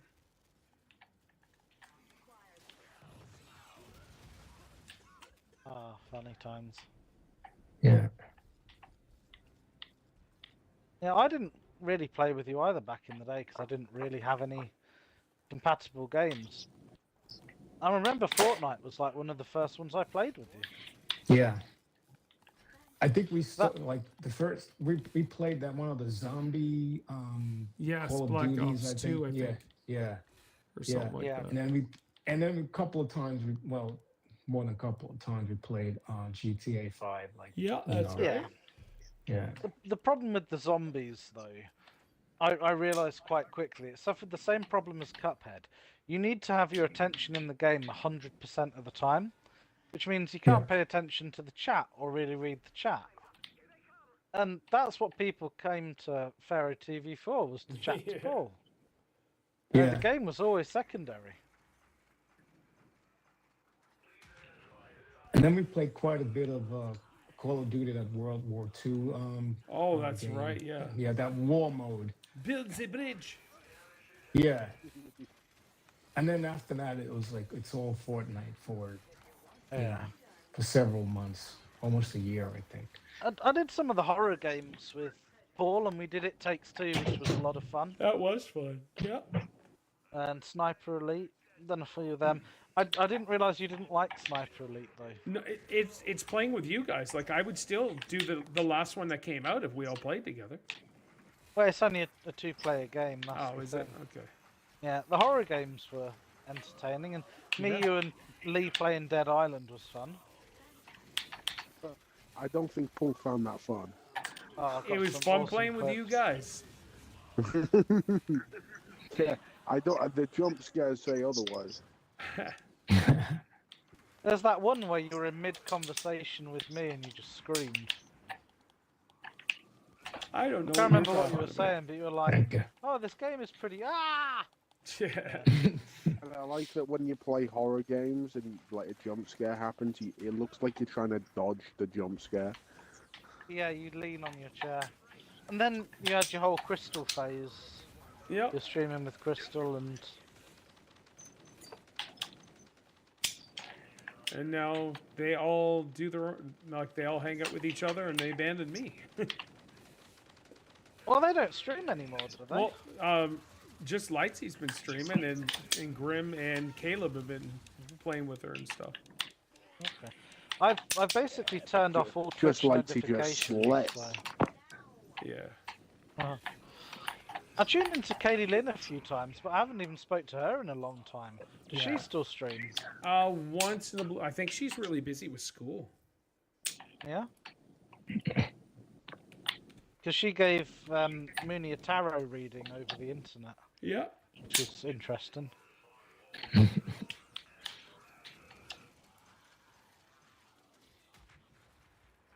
That gay shit. Yeah, all the old people that used to stream. Because you always used to pop by and say hi to everyone, Paul. Yeah. Used to hang out with loads of people. But then that was in your old job when you had the time. I had the time, yeah. Yeah. Yeah, you'd get home early and start streaming. Yeah, every day, awesome. Pretty much.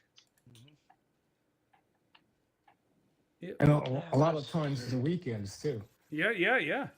No, I loved it. Those are long gone. Yeah, life changed drastically. Yeah. It really did. Sweet.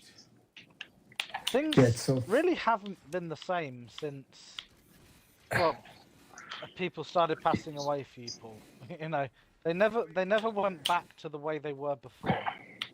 Yeah. Not just with streaming, but I mean like life in general. You just had one thing lead on to another thing, lead on to another thing. Right.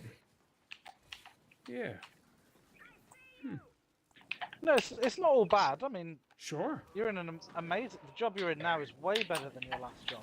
Much more money, much more respect. Yeah, I think so. I mean, the drag back to the office bit kind of sucks. No, I can't stand it. Yeah, that has had a dramatic effect on your ability to stream. Yeah, it really has. And not just streaming.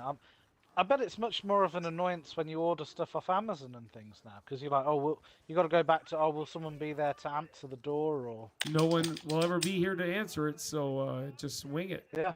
But we don't have, like, where I live is a really decent part of the city. And there's we don't keep our doors locked. Like, we'll lock it at bedtime and stuff, but throughout the day and that, we don't keep our doors locked. Yeah, a lot of people here keep their doors open, but being from New York, I just can't. Oh, yeah. Yeah. Yeah, it's ingrained in you to always check the doors locked. I'm the same. But it's so funny now, like, I drive my car and I have a loaded revolver in my glove compartment. Wow. That's crazy, eh? That's so alien to me, me because that's too. like pure illegal over here. You just can't do that. No. Now, what about your gag wire there, James? How's that holding up? It's doing good. It's doing good. My nephew crashed his car a couple of days ago. Oh wow, is he all right? Bad? Yeah, he's fine. He's just an idiot. So he's always been a boy racer, and he's always had kind of a effort attitude. He had his motorbike. He'd had like 3 or 4 accidents on his motorbike, and now he got a really fancy BMW. Obviously, his parents are rich as fuck. And what had happened was he was going too fast around a corner, and it's rear brake, so he'd skidded out and gone into a field. He's wrecked all his bumper, all the underside of the car's fucked. His exhaust, he needs new exhaust. Yeah. But he had his girlfriend in the car, and apparently she was quite traumatized and just constantly crying. I bet. And I'm like, that's a really dick thing to do. You want to kill yourself, you do that. Don't do that while you've got other people in the car. Yeah. So he should be doing how it old is your nephew? He's 19. He's your sister's son then, right? Yeah. Okay, yeah, because you said rich, and then I was like, all right, that's a sister. Yeah. Have they been in contact with Mumsy at all? My sister has to kind of vent, because now she's having to get up really early to take him to work and things. Oh, take the son to work? Yeah. Okay. Because he's got an apprenticeship as like a builder mechanic kind of thing. Okay. Good. Same as his dad. Which, is good, that's a good job. Yeah. But I suppose it's that age where he thinks he's immortal, the world owes him a favour. Of course. And he's always driven fast. Yeah. The thing is, though, like, even if you by yourself in the car, you could still other cars on the road and people, walking on the side. Things you're not expecting. Yeah. Well, yeah. Like, when you crash your car, there's a chance that you could kill somebody else. I mean, it's one thing, you take your own life. Yeah, completely agree. An idiot. Yeah. But if you take somebody else's, or, they're paralyzed or whatever. Mm-hmm. Yeah, it's just not something anybody should be doing. But I totally get it. At that age, you have a fast car. It's inevitable that they're gonna do stupid stuff. Yeah. Yeah. Does he drive a Jaguar? No, he had a BMW. Oh my gosh. Okay. 19 at a BMW. I couldn't Insane. afford that at 19. I had my 21-year-old Vauxhall Corsa that didn't even have power steering, that my mum paid like £600 for, and bless her, that was all she'd saved up for months to get me that. And yeah, I drove that until it died. Yeah, when I It's was only when 19, the mechanic rang me saying your car isn't fixable. That's only when I upgraded. But sorry, what were you going to say, Pete? No, I said when I was 19, I had 1976 Buick that was bigger than Titanic. I mean, those cars were huge. They were boats. Apparently, my granddad loved the big American cars.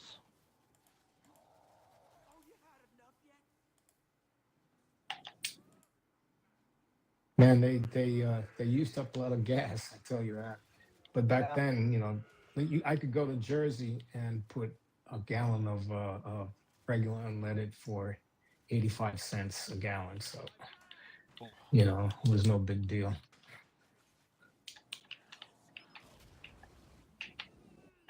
But everything that used to be cheap is now just expensive. Yeah.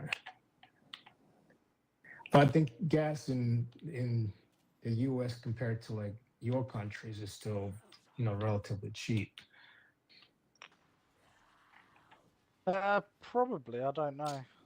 Because I mean, I know you guys put all kinds of environmental taxes and whatever to discourage people from driving. Yeah, so our cars now have to have like particulate filters in them to clean the emissions of your engine and your exhaust, sorry. And mine went wrong. The filter got clogged and needed replacing, which cost me £1,000. I'm like, this is absolutely nothing to do with having the car work. The car will work fine without this. But by law, I have to have this to save the environment. Yeah, I know. That's like the first thing that went wrong with my car as well. Like I'd had it 6 months and I got to pay £1,000. Your car alone is going to save the environment. Don't worry. Yep. Oh yeah. When you got I'll like be right back. a bloody Taylor Swift flying around the world to every single gig. She's very environmentally conscious as long as it doesn't concern her, herself. Oh yeah. Yeah, but she wants everybody else to be. Kenneth Copeland does his own private runway. He's literally got an airport for himself. Who's that? Kenneth Copeland, the preacher. Oh, yeah. Meanwhile, I have to pay for an exhaust filter and drink out of a paper straw. Yeah. That's because you're common folk. Yeah. People are saying we need a peasants' revolt. Do you know about the peasants' revolt, Lee? No, I don't think so. So in the... I'm going to get the years wrong because I don't know it off the top of my head. But in like the 1600s, they introduced a new type of tax. So the taxman would come round your house, because obviously it's the 1600s. He'd knock on your door and say, I'm here for X amount of money. And if you didn't pay, you were flogged in the street. And so they started taking more and more and more. And the people were like, you know what? We're not putting up with this. So obviously this was back in the day where the king was the law. There was no real government. It was what the king said goes. So the peasants revolted. And the king was on like a boat and he couldn't come ashore because the peasants would have killed him. So like, crap, what can we do? So the king was like, well, we'll have to kind of give them, we'll take this tax away. We'll and he got rid of it all and made the people happy. Yeah, that's why they call it the Peasants' Revolt. It's the one time in UK history where the people rose up against the bills and were like, no, we're not having this. I think it's time for that once again. People to I hope I've rise remembered up. that right. Let me Google Peasants' Revolt.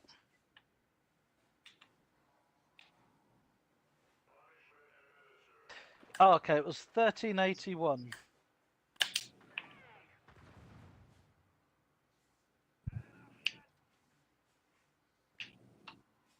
That's it. So the people were so pissed off that they were being charged all these things. They marched to London and executed loads of royal officials. They blockaded a load of towns so that the officials weren't allowed in. And yeah, they just executed loads of the royal people. Oh, well. It doesn't sound like such a bad idea. No. Except that, it'd be more the politicians nowadays than the royal people. That's okay. That's even better.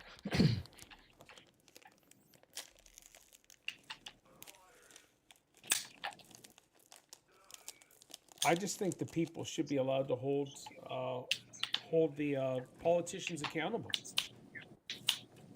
Absolutely.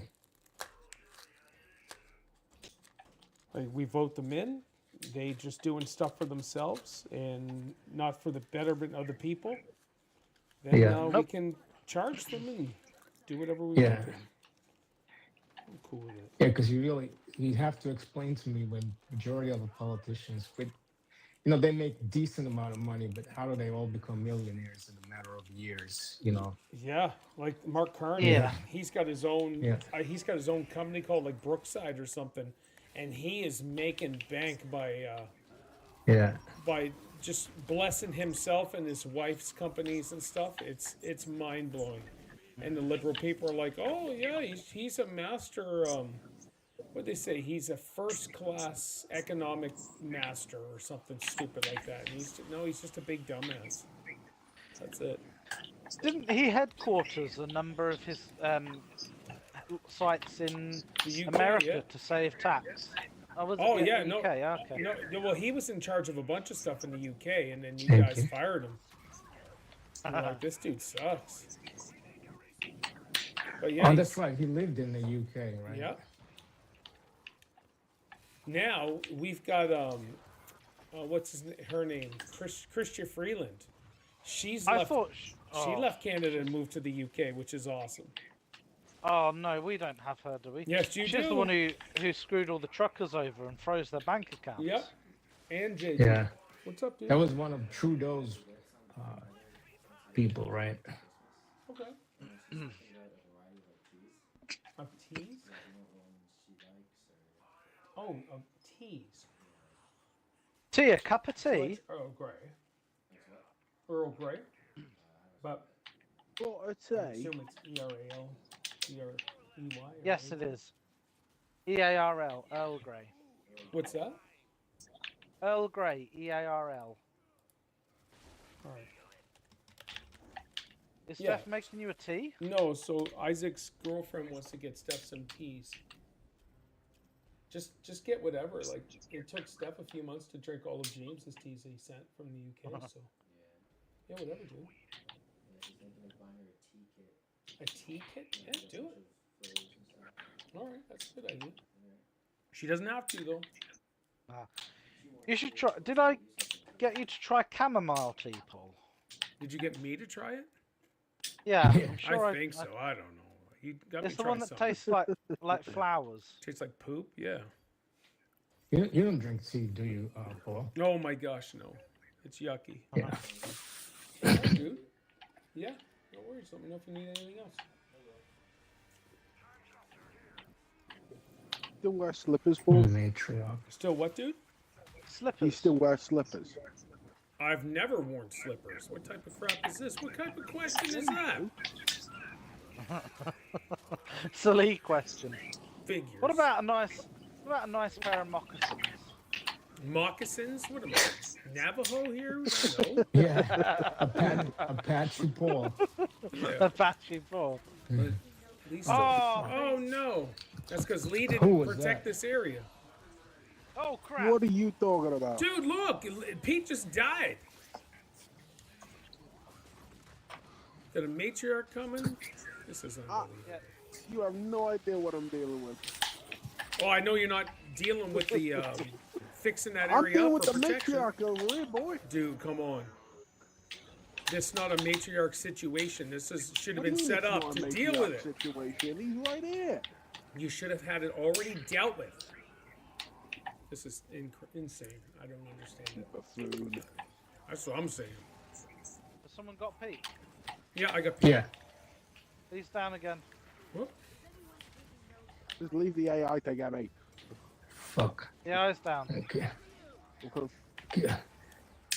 I got no points. Yeah. Oh no, Lee's down again. Mayday. There's a guy in here.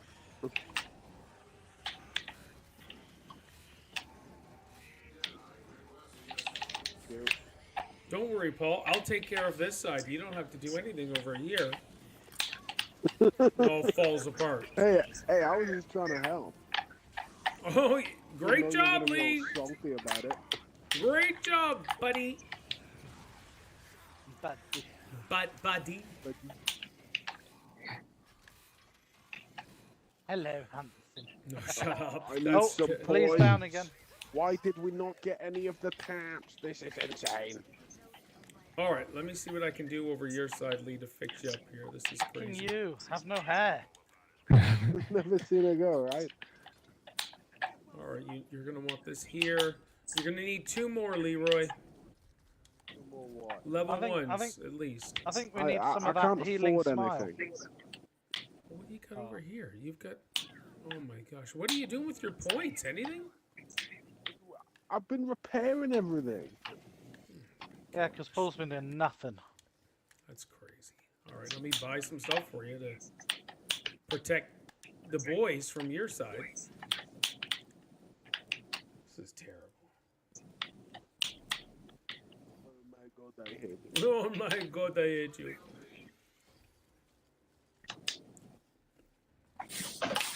You think I'm stupid?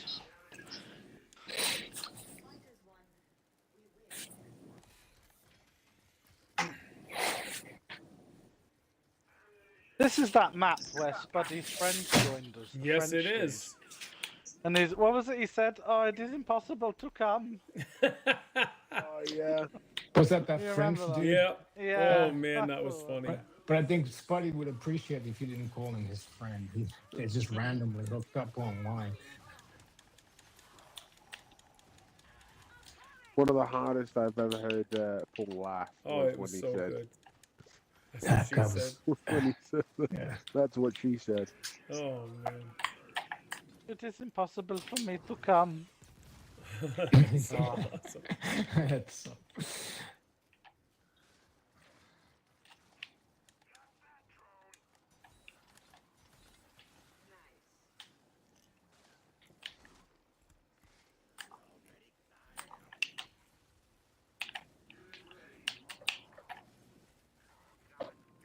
Anyone seen any good movies or TV shows? Yes, me and Mooney have. What'd Oh, you after see? you, Paul. No. Oh, no, you no, go. no, after you, after you. All right. The last one I seen was Running Man. I want to watch the new Sisu movie though.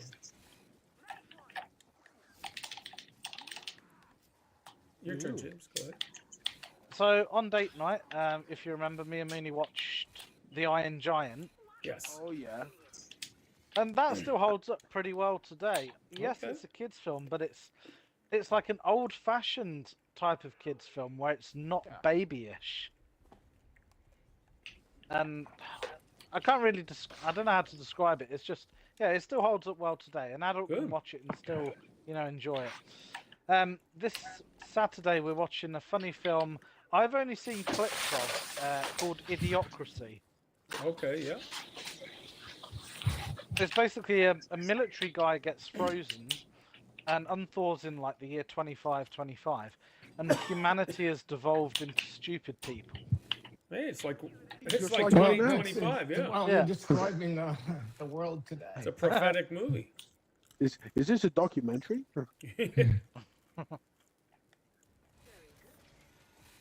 Yeah, like nobody drinks water anymore. They all drink energy drinks. And they're Okay. like, water just comes out of the toilet. You don't drink it. Yeah, it's just, yeah. So I'm gonna see what that's like. All right.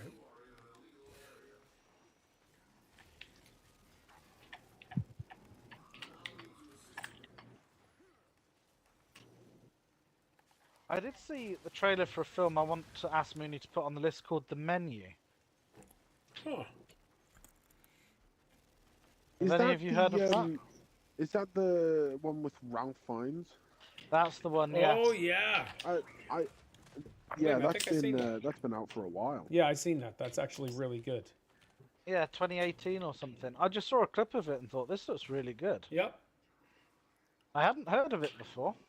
2022. It's really good. 22, okay. Okay. Okay. Now, Lee, did you see what my expertise did here? Yes, that is greatly appreciated. Thank you very much. Of course. You got like 5 years experience at this game now, Paul. Certainly do. That's when you get those noobs that are like, you know what, I got this side, don't worry about it. I just shake my head. Oh, I wonder who on earth would say that. Honey child. Honey child. Oh, Pete, how are things going with your dad? Last time we spoke, you were talking about he might have to go into a home. Yeah, and he will. But that's going to take a. You know, we're not exactly sure how long it'll take, but yeah, my mom just can't. You know, it's too much for my mom, and to be honest with you, he's probably in some ways better off where he has like, you know, more care, and you know, requires professional care, not just you know somebody at home. Very bittersweet.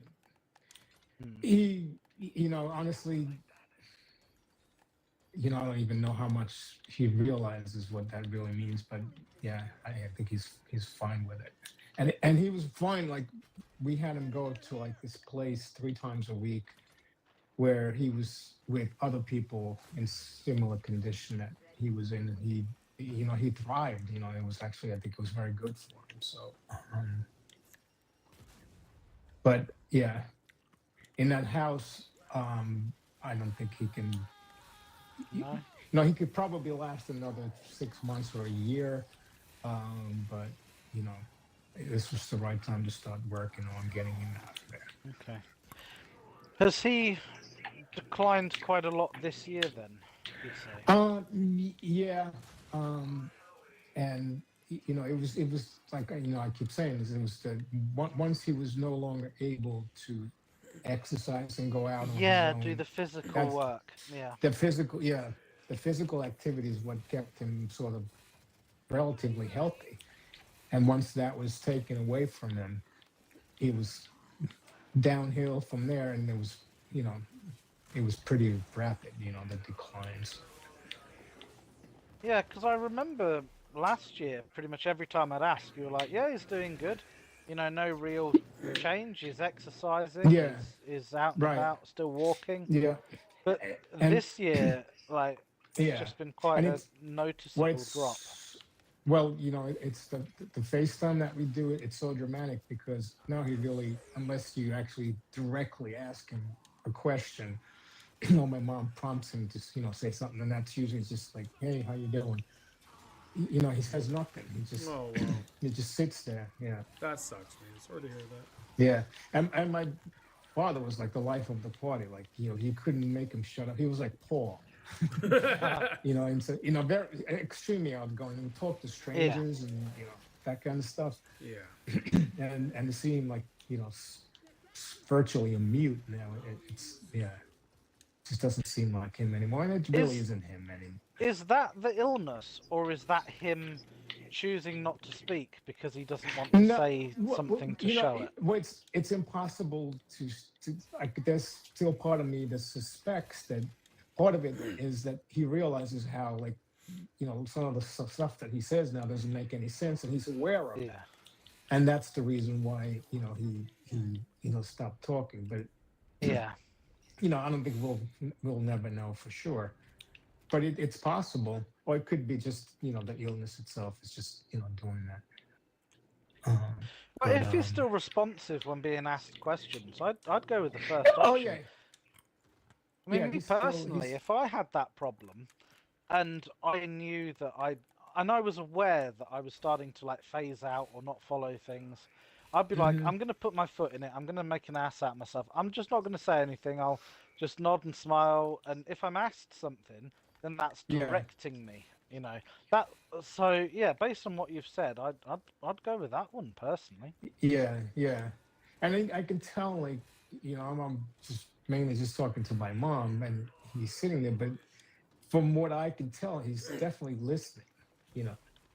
Because he you know, I could just tell from his body language that he, you know, certain things, the way he reacts, that, you know, he understood what that meant. And I think it probably still there are moments of clarity, and then there's the fog, but it's just and it's kind of sad to see that, but it's nothing we can do. Yeah, I And remember you saying there were moments where it was your dad, but he'd have moments where he'd like be more of a shell. Is it now kind of the other way around, where he's more of a shell, but you're seeing snippets of your dad still there, sort of thing? Yeah. Every once in a while, like it comes back momentarily, and then it just goes away. Okay. Certainly, not something that it is a horrific disease and condition, because it's a kind of a slow and, I guess, for the most part, painless death, but it's just prolonged over such a long period of time, and you're witnessing your own decline, and there's nothing you can do about it.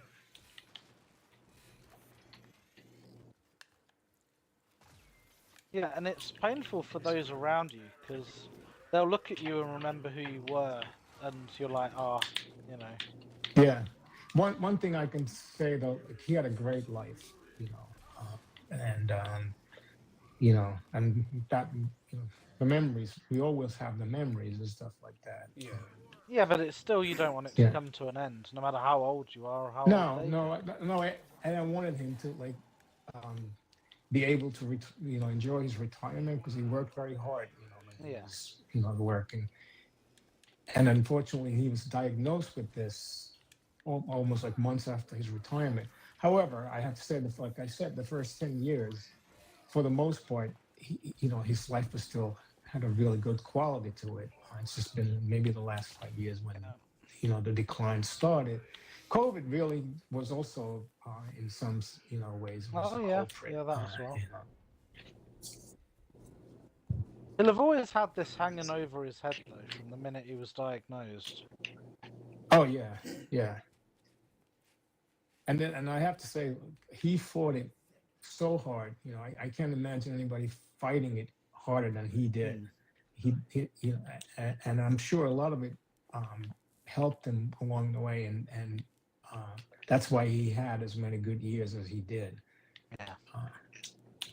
I mean, my paternal granddad, I only saw them once a year, but he was diagnosed with Alzheimer's, and from one Christmas to the next Christmas, shortly before he died, he was just like a vegetable in a chair. He didn't know who I was when I came around to deliver presents. He just kind of looked at his wife with like eyes of, what am I doing? What's going on? Yeah. And that was one year.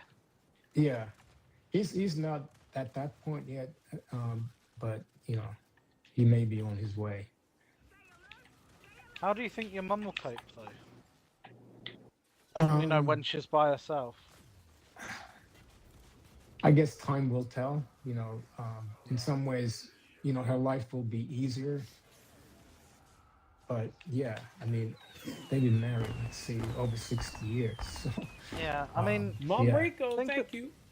Go ahead. Think of, like you and Paul. Like, what would you do if Virginia suddenly was no longer there? Oh yeah. If Steph was no longer there, how would you two react? I can't even imagine.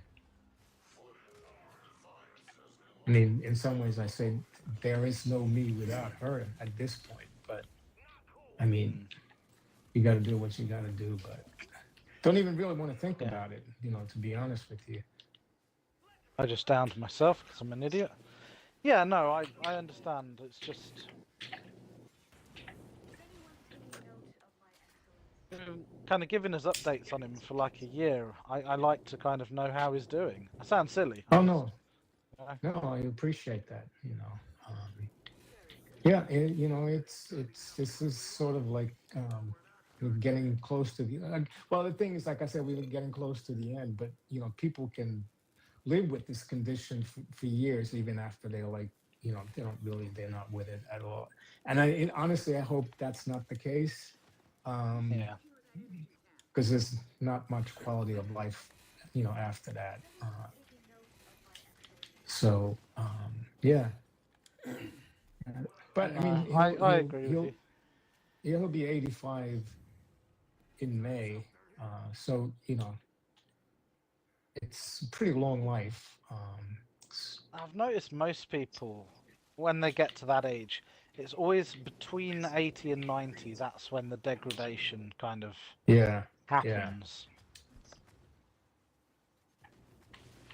Yeah, like I find that when people get to 90, you know, they kind of stay the same and then they just kind of pass at some point. Yeah. But yeah, 80 to 90 just seems to be that decade, you know.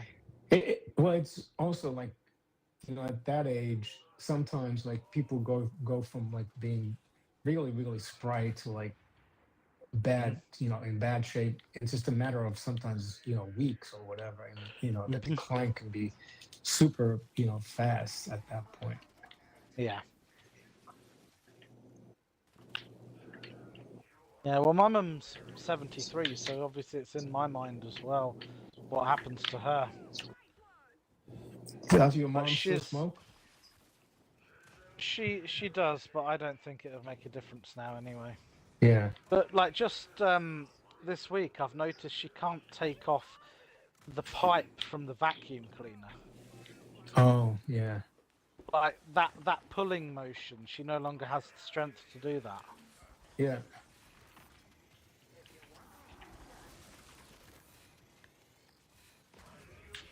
And it's fine because I'm there whenever she needs anything. I'm like, if I'm not there, I don't think she'd admit to the fact that she can't live on her own. Yeah. No, it's in some ways it's amusing between my mom and my dad how helpless they are, like when they're trying to use the PC that they have or the laptop. They just can't understand how it functions and how to do anything, you know. My mum pressed a button on the TV remote the other day and brought up like a menu, and she called me down. James, there's a thing on the TV. Oh yeah. And the funny thing is, if my father was still his old self, you know, he'd have the latest, you know, PC there. Yeah. You know, he'd know all about it. But I mean, I can't even imagine how much he would have enjoyed like the smartphones and stuff like that. But when we got him a smartphone, I don't know, maybe 7 years ago, he just couldn't like get it. Yeah. You know? And we actually had to return it and, you know, get him back. Oh, really? Oh yeah. All the models that are just very basic. Yeah, he just couldn't memorize how to do, like, you know, stuff with it, and it was impossible to. Yeah, I suppose they are quite complex if you're not used to that technology. Well, when you lose, like, and that's one of the first things that went is the ability to learn new things. Oh, the learning. Okay, the learning. Yeah, that's one. At least for him, that was one of the first things that happened to him.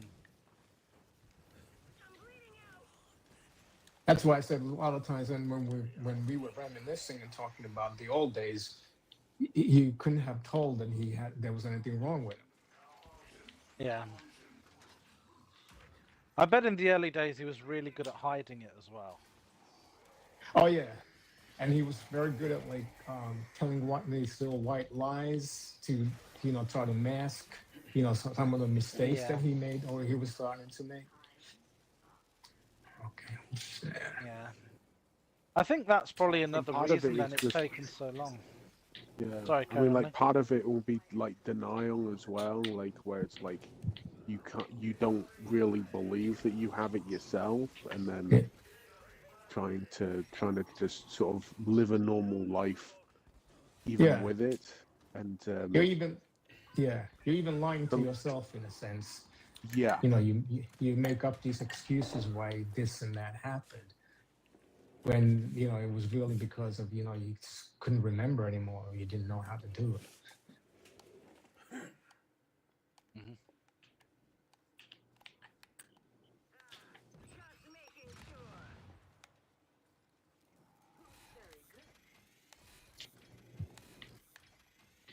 You only get one set of parents, you know. Yeah. Obviously, I've not had the pleasure of a dad, so I've only got my mum. But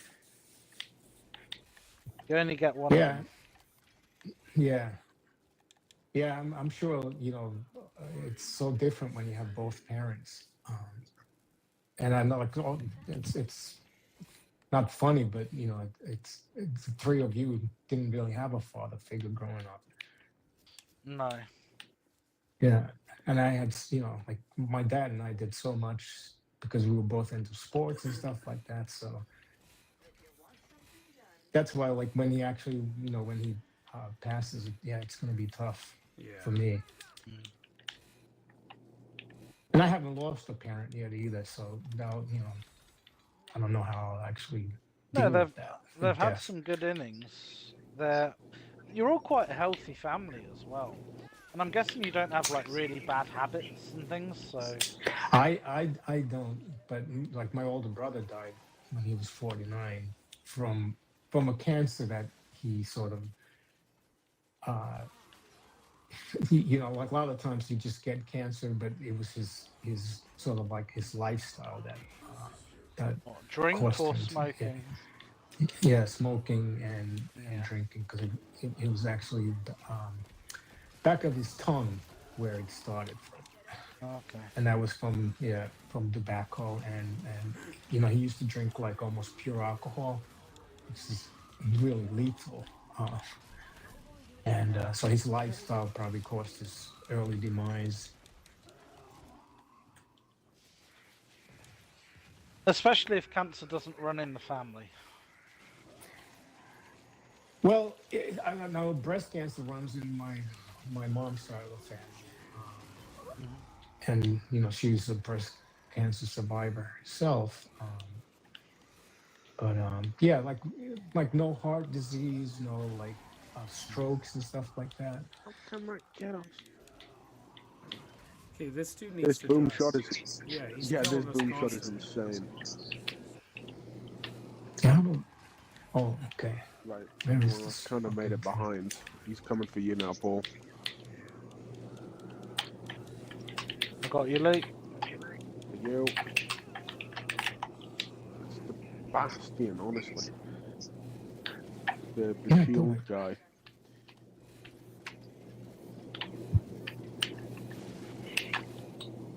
So that thing's still up.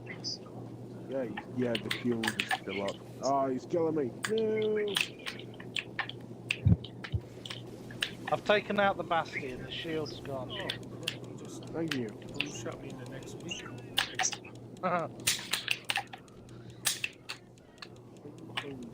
Balls as well, and it's still getting me. This happened on COD, I would have called him a cheater. For sure.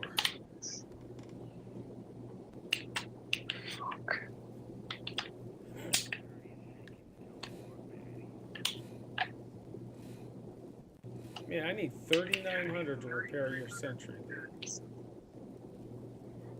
I've got some in the Fabricator. Yeah. There we go.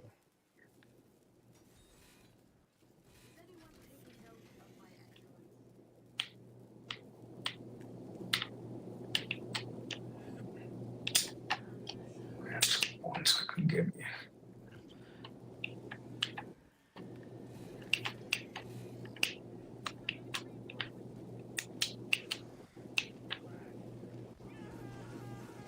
So what's everyone got planned for the weekend anyway? Christmas shopping and Nice. possibly put up the Christmas tree. Yeah, that's what we're Nice. doing today. Oh, excellent. Oh, Yeah, nice. Tomorrow we're gonna do ours. Yeah. Yeah, once the Thanksgiving is out of the way, sort of like the Christmas stuff starts in Sure. my household. What about you, Lee? Nothing much really. I mean, my aunt, she had a birthday not too long ago, but she was like poorly on the day. So now we're planning to sort of celebrate her birthday because it's her 70th. Oh, wow. Oh, miles. So we're not really sure what we're gonna do because it's really up to her. But in terms of where she wants to go, but yeah, we'll probably be doing that this weekend. Nice.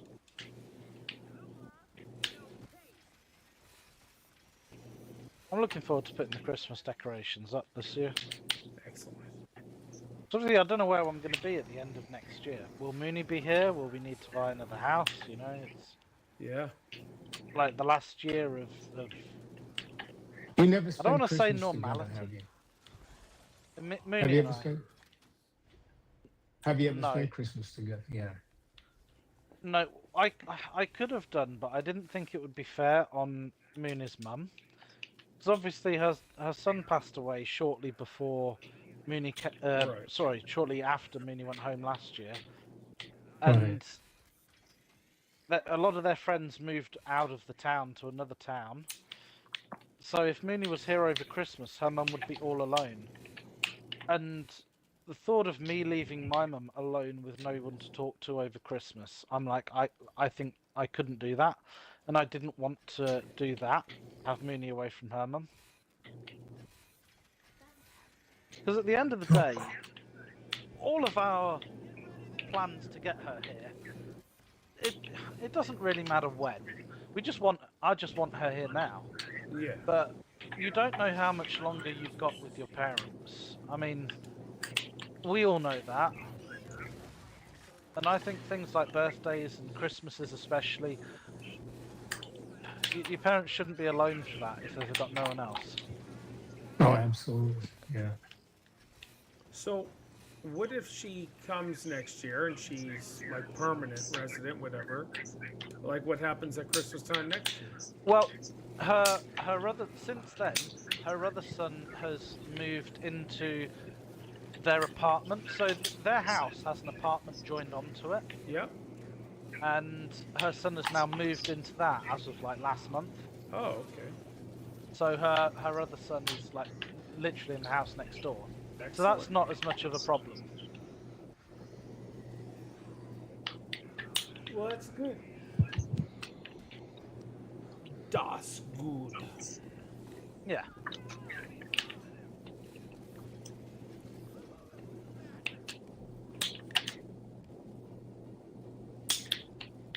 I'm gonna leave the building of stuff to you next time, Paul. All right.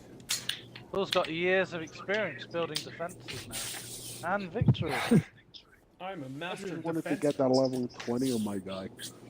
Yeah, that's all right, dude. I don't mind. It just the cockiness just needs to go, Lee. That's all I'm saying. I wasn't I don't being need you cocky, here, I was Paul. just Yeah. no, that's not what I I've said. got I this was side, like, buddy. Get out, I was like like- old man, the new kids in town. Get out of here. No, that's not what I meant. That's what I heard.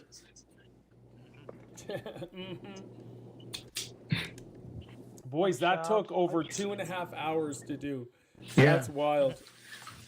And the point sucked. Yeah, the did. points were terrible. Apologies for ranting throughout most of the stream. No way. No. That's what these Fridays are for. I wish I could just do more. Yeah. Apology accepted.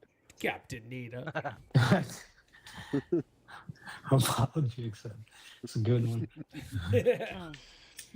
Okay. Well, I hope you guys have a fantastic weekend. If you need, You as Lee, are well. you available tomorrow or? Yes, I'm available tomorrow. All right, Anytime. We'll figure it out. I see Mark messages me. If not, see if these would be cool to do again. Yeah. All right, cool. All right, boys. Have a wonderful weekend. All if right. you need All me, right. though, reach out. Catch you later. You as well. For All sure. right, see Take yas. care, guys. All right. Okay. Another wonderful Gears Day, which is awesome. I love these days. Man, I was tie-tie today. And I actually slept pretty decent this week. Let me see here. All right. Xbox's Black Friday sales is utter garbage. Have a great evening. James, you too. James, you want me to save the James box for Christmas? The box that you sent, do you want me to save that for Christmas? I have no issues if you want me to save it for Christmas. It's cool if so. If not, entirely up to you. No, it's up to you. It's up to you, lad.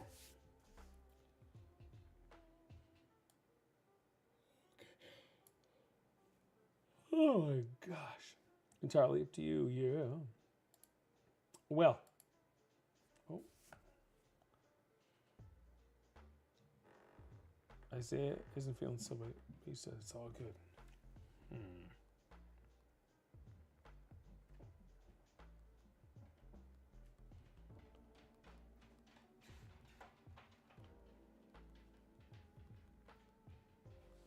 All right, entirely up to you. Entirely up to you. Screw you, James.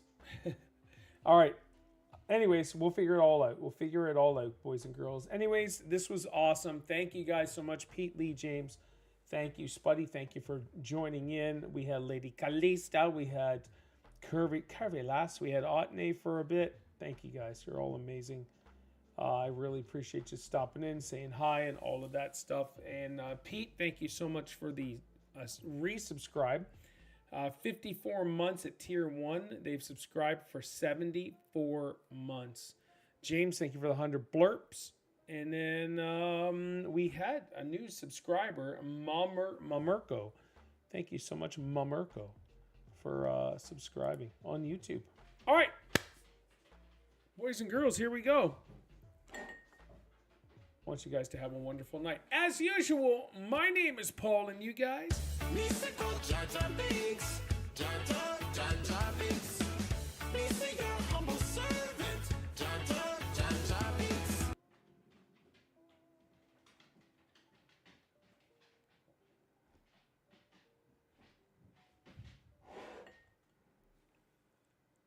As usual, my name is Paul. You guys take care. See you guys. Love all you beautiful people. Your timing was on point. Yes.